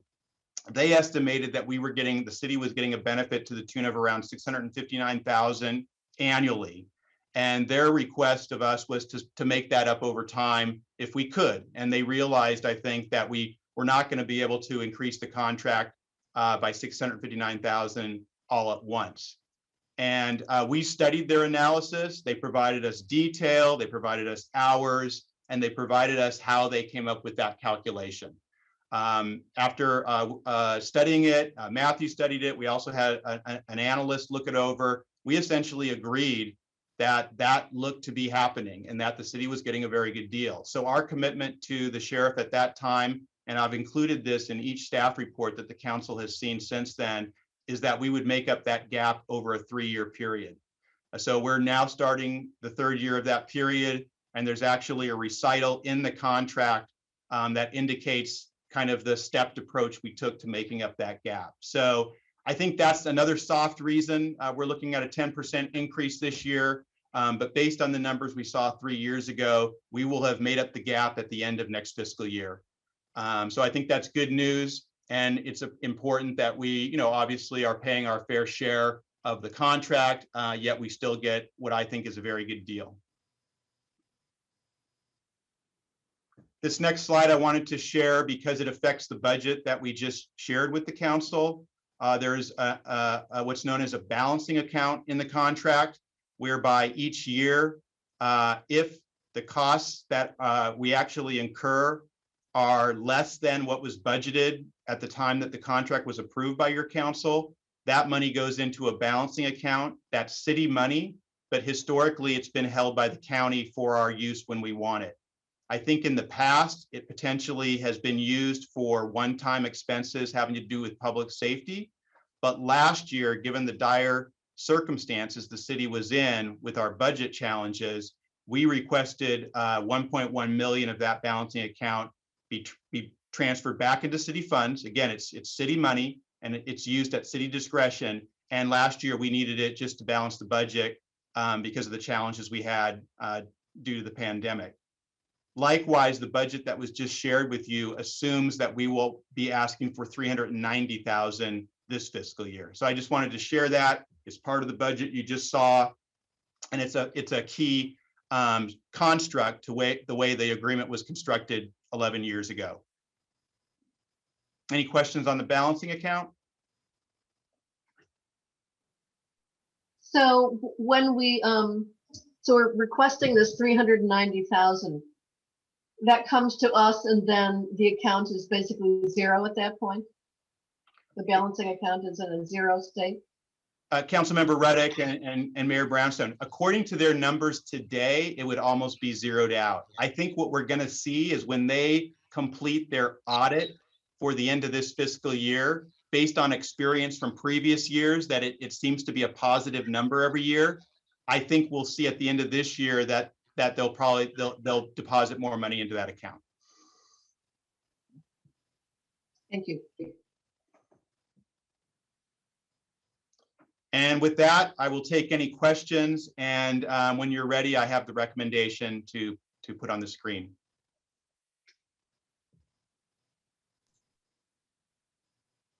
Are there public speakers? Mr. Mayor, you're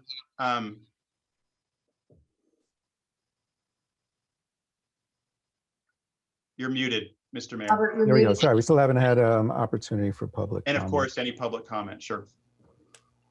And I have Sure. one, sorry, Mr. Indirect, Mr. Mayor, I have one housekeeping item. I had a question about conflicts that I wanted to respond to. Perhaps this would be a good time before public comment.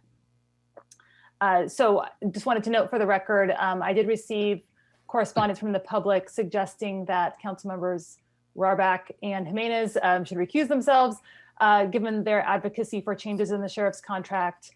And I have advised them that they do not need to recuse themselves on this item. And just in general, conflicts of interest that require recusal are generally limited to financial conflicts of interest. So for example, your employer, and actually you'll see in the next item that I understand Councilmember Jimenez will be actually recusing on the next item because his employer is a potential recipient of a grant. Other conflicts that come up routinely are related to real estate holdings and projects that could influence values of real estate. There is no such financial conflict with respect to this item. And so therefore, I have advised the two council members that they do not need to recuse. So I did want to put that on the record tonight. Thank you. Okay, if there's no more clarifying questions, let's move this on to public comment, and each person will have 3 minutes. Okay. HMB Bridge, you have 3 minutes. Sorry, this is David Oblovi talking. So first of all, I've had my hand raised for about 30 minutes. And I'm going to take you back to the previous item. I wanted to speak to that item, but did not get an opportunity to do so. So first note is facilitated meetings. I have been a participant in at least a dozen facilitated meetings run by the city over the past 12 years. And universally, the facilitator is there to push the city's viewpoint, period. Sometimes I agreed with that viewpoint, sometimes I didn't. But the notion that we need a facilitated meeting to have a civil discussion is utter nonsense. And it bugs me that the bureaucracy keeps bringing this back. The second thing is, and this is to you, Vice Mayor, the idea that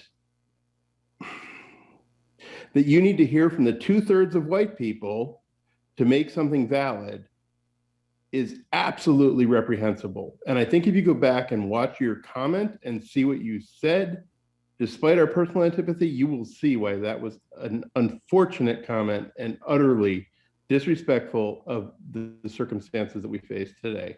The final thing is, was the fantasy to me, saying that we already know. Councilmember Rodick, can you allow the comment to finish and then respond? Is that okay? Thank you. The final thing is the idea of focus groups, input from the public. Look, where would we be today if Lincoln had said, oh, you know what, hold that whole Civil War thing. I want to get a focus group going and see what the people think before we do anything. Where would he be if Churchill had said, yeah, hold the whole Battle of Britain thing. Let's see where the sea lion things go. And I just want to, see what the public thinks. You are leaders. Each and every one of you, whether I agree with you or disagree with you, is a leader. Your job is to lead. This is the seminal event of our current time. You don't need a focus group to tell you that sending armed people to mentally ill people is a bad idea. If you do, then resign and let someone else take your position. So I'm sorry I don't have anything on the current item. I wanted to say that at the last item, but I wasn't given the opportunity to do so. Thank you very much. Have a great night. Thank you. Before we continue on that next comment, just to make sure people here understand process, and then Councilmember Ruddock, I'll call on you. This was a staff report on agreement for law enforcement for services for the sheriff, and it was a long staff report. It had a number of pieces to it, and so we didn't open it up to public comment till now. So I'm sorry if your hand up was up for 30 minutes for a piece of that staff report, but we hadn't opened up things for public comment yet. Is that correct, Catherine? Do I have that process right, or did I make a process error there? That's correct. Okay, thank you. I'd just like to confirm that. So, Councilmember Ruddock, you had a, well, or should Yes, we wait for all the I want to respond to Mr. Oblovi. Yeah, okay. I was basically critiquing Councilman Rarbach's, he didn't need to hear from a third of the community. And I was trying to make the point that I want to hear from everybody in the community. Latinx, you know, and everybody else, Asians, whoever. I want to hear from the entire community. I don't want to, you know, and treat as a monolith 1/3 of our residents. I was making a point. Of course, I want to hear from everybody. Thank you for the clarification. Next speaker. Next, we have Roy. Roy, you have 3 minutes. Hello, can you hear me? Hello? Yes, we can. Okay, great. Loud and clear. First, thank you to the city manager for answering a few detailed questions I sent to him via email about this item. Bob, you took some of your holiday time to get back to me. I didn't expect that. That was gracious. Thank you, and I appreciate it. Now, the item. We're at the end of a 3-year initiative to close a 10.8% service gap in the budget. As I see it, that service gap is for additional deputy time and resources we draw from the unincorporated area to the city. The city's sheriff support needs, the city's need for support from the sheriff, they're dynamic, they change from year to year. But as I understand it, the service gap is for unanticipated calls in the city.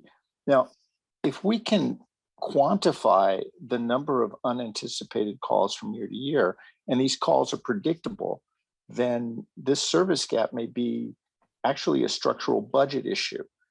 And my concern is how the multi-year law enforcement service gap could affect our long-term planning. If we're seeing a budget trend that shows up as an annual deficit of resources, that would affect station budget, maintenance, expansion, staffing, and even highlight the need to house our deputies locally. I suggest that perhaps addressing that kind of planning in future and eliminating the need to reconcile the service gap with a budget may be a good idea. And perhaps Chief Lopez could say a few words about the nature of the unanticipated calls that the deputies have to respond to in town. As I understand it, the populations are roughly the same between the unincorporated area and the city of Half Moon Bay. And it's just surprising to me personally that the number of unanticipated calls in the city would be greater than the unincorporated area. So thank you. That's.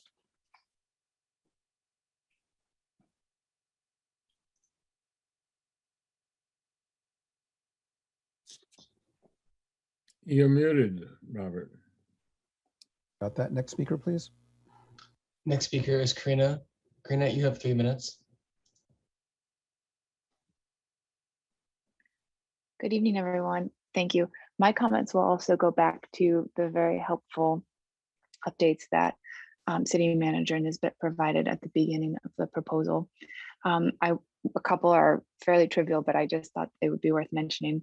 For the community meeting, which I'm very excited is sort of forthcoming imminently, I wanted to urge that it be a hybrid meeting. I understand and agree with the idea of having it in person as well, but I do think that part of what we've discovered in this period is that by allowing things to happen on Zoom too, you open up to an entire portion of the population that doesn't have the luxury to drop what they're doing and come to an in-person meeting. Maybe they don't have a partner at home who can care for the children and can't afford childcare, whatever the case may be. So while it might be a little bit more complicated to organize, particularly for a topic like this, I would urge a hybrid meeting that includes both in person and a virtual if possible. The second request is also with respect to the community meeting. I would request respectfully that the materials be made available in advance of the meeting. In my own experience, some of the sort of facilitated meetings that maybe haven't been quite as successful, I think suffered from exactly that, from people not being able to come thoughtfully prepared to respond to the materials being presented. So in my understanding, I think that that is both the summary of the results of the focus groups and also the city staff's proposals coming out of that. Maybe things have shifted a bit, but my prior understanding was that there might be a white paper kind of coming out summarizing the city staff's proposals coming out of the meetings, and that would be separate from the summaries of the meetings themselves. And I think that having both of those materials in front of everybody to prepare for and look at and really be thoughtful about in advance of the meetings will be very helpful. And the final point I wanted to make quickly about the Universidad Presente program, continue to applaud the city for putting that in place. I would really love to hear more detail about the details that City Manager Nisbet mentioned for the compliments and complaint line. So for example, who is specifically monitoring the line? How will the information be processed? And how will we be sure that the city is itself transparent with the information received? I think one of the requests that we've made, and I think others have made of the sheriff's office themselves, the sheriff's department themselves, is to be more transparent with the information that they have as a way to build trust and make sure everybody understands how the services are going. And I think that we really, as a city, need to walk the walk there too. Transparency is important, not only for them, but also for us. And this line, I think, will bring us a bunch of important information. So I think that that's the end of the comment. Hold on, looking at my name. Final thing on that line is a suggestion to consider that if it's cities, I understand it might be city staff monitoring the line. I think that it would be useful to have sort of additional angles on the line as well. So I maybe consider the public safety committee members of city council monitoring as well. Okay, thank you very much for your time.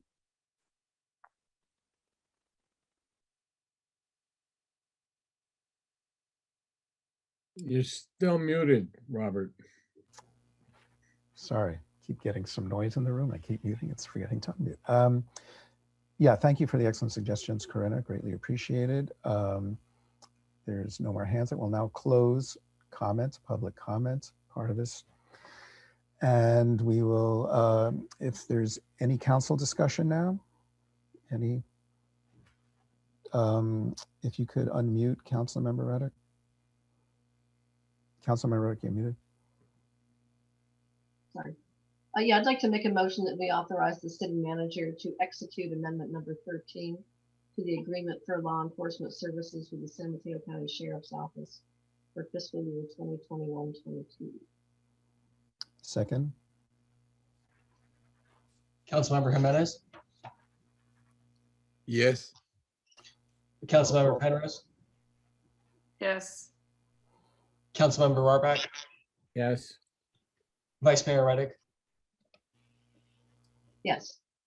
Mayor Brownstone. Yes. Motion carries. Thank you, everybody. And I think we're on to our final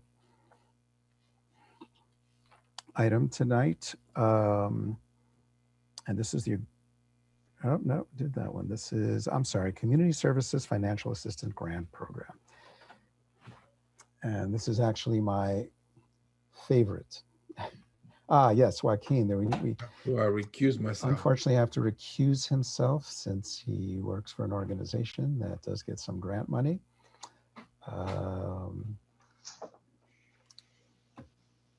And as a reminder, yeah, it's just he turns his camera off, Yes. mutes himself, Yep. and we'll call him Cameras back off, when mics off. He's when allowed it's to over. listen, just not participate. Great. And let's see, we're going to have a staff report. Ready to roll? All right. Share my screen.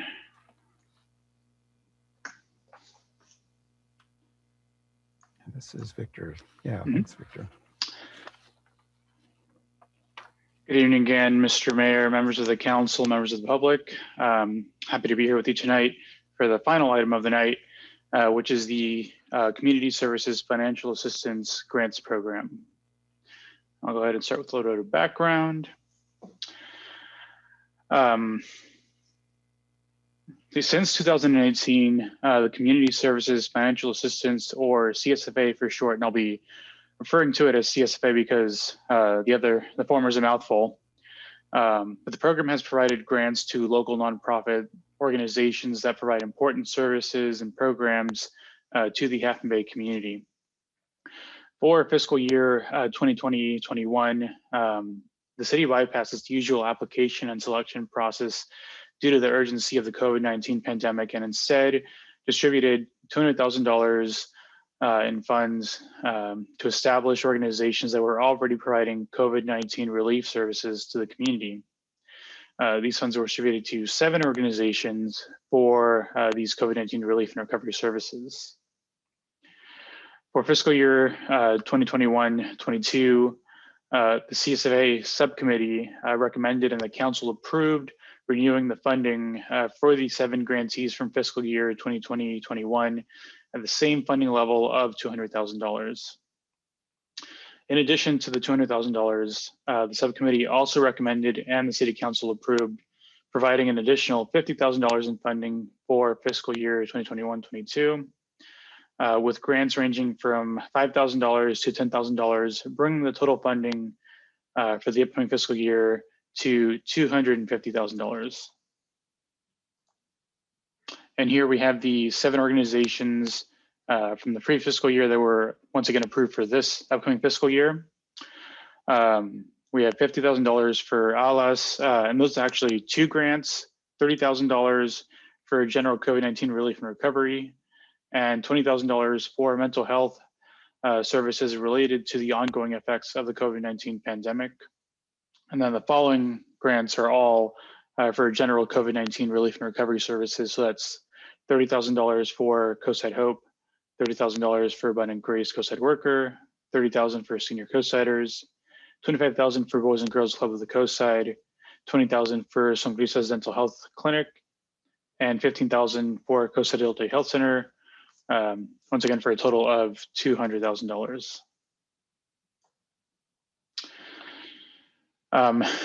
Now, moving forward for this upcoming fiscal year, as I mentioned, the City Council approved an additional $50,000 for smaller grants. The application period for these smaller grants opened on April 21st and closed on May 12th. And the city received a total of 19 applications totaling $169,779 in requested funds. Staff conducted an initial review to determine whether applicants met minimum qualifications, and subcommittee members reviewed applications individually before meeting to review, discuss, and form a recommendation for the City Council.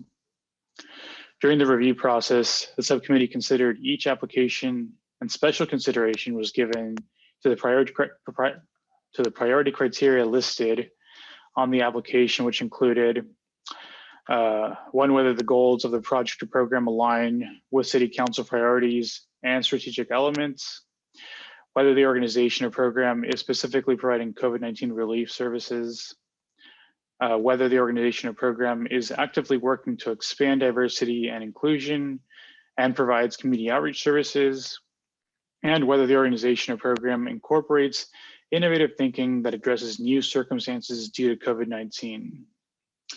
And with that, here are the CSFA subcommittee's recommendations for these applications.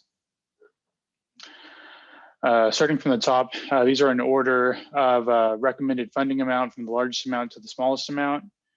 So we have 10,000 recommended for the Cabrillo Education Foundation for their Community Resilience Hub, 5,000 for ALAS again, and this is for a collaboration with Coastside CERT, which is for the Listos program, which is essentially CERT in Spanish. It's a statewide program. And this is specifically for the outreach portion of this grant request.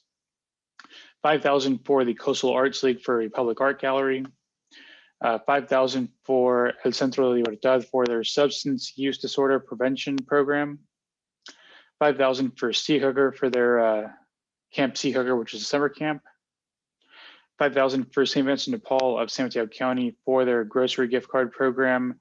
That's for their food pantry run out of Our Lady of the Pillar. $5,000 for the HEAL project for their intensive garden program, which runs out of Hatch Elementary School. $3,500 for Career Unified School District for their early intervening services program, which is also referred to as the Big Lift program. $3,000 for Hope Services for the Half Moon Bay Diversified Network program for adults with developmental disabilities. $2,500 for COSIDE CERT. This is the other half of that program that I mentioned, and this is specifically funding for the materials that go inside of the backpacks that go to the CERT or the LISOS participants. And $1,000 for Purple Heart Anglers for the Disabled Veterans Fishing Program for a total recommended funding of $50,000. Now, we did have a lot of applicants, and we unfortunately were not able to fund all of these applications. So here we have the applicants who are not recommended for funding at this time. It includes Coast Pride, Conservation Earth, Pacific Beach Coalition, Star Vista, Coastside Land Trust, Half Moon Bay High School Athletic Boosters, Friends of Farallon View, Parent Teacher Organization, and the Mavericks Community Foundation for $78,322 in total requested funding. Now, I will say in the discussion with the council subcommittee, there were other ideas for providing funding for some of these organizations, either from other city funds or through other means. So just because they're not recommended for funding here doesn't mean that they won't receive any funding through some other way.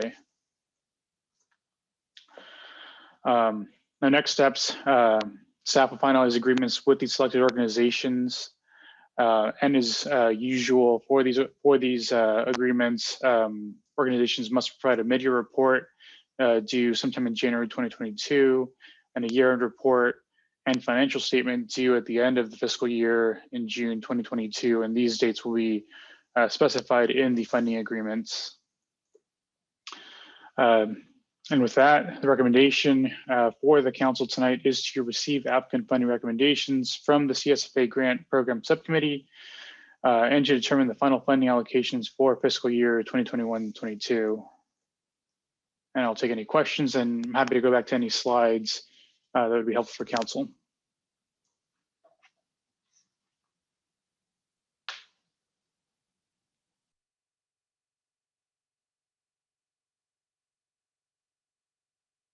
Okay, so no questions, clarifying questions. Any public comments? I'll open it up for public comment. I don't see any hands raised. I will now officially close public comment. Any discussion? All right, can I entertain a motion? If you want to put that slide back up there, Victor, thank you. Can I get a motion? It's right there for anyone to read. Yes, sir. Nice and easy. Councilmember Penrose, thank you. Yes, I recommend that we receive applicant funding recommendations from the Community Services Financial Assistance CSFA Grant Program Subcommittee and determine final funding allocations for fiscal year 2021-22. Thank you. Can I get a second? Second. Roll call, please. Councilmember Penrose, Yes. Councilmember Rohrbeck, Yes. Vice Mayor Reddick, Yes. Mayor Brownstone. Yes. Motion carries. Great, thank you. I'm now going to move on to commission or committee updates. Are there any commission or committee updates? Mr. Mayor, we have none tonight. Thank you. Are there any, and we already did city council reports and items. So with that, thank you, everybody. Some conversations are more uncomfortable or difficult than others, but that's what we're here for, to have the comfortable and the uncomfortable conversations, right, everyone? So good work. And thank you for the public for hanging in there with us and for your participation. And we look forward to seeing everyone at our next council meeting. Good night. Thank you, everybody. We are now adjourned. Good night.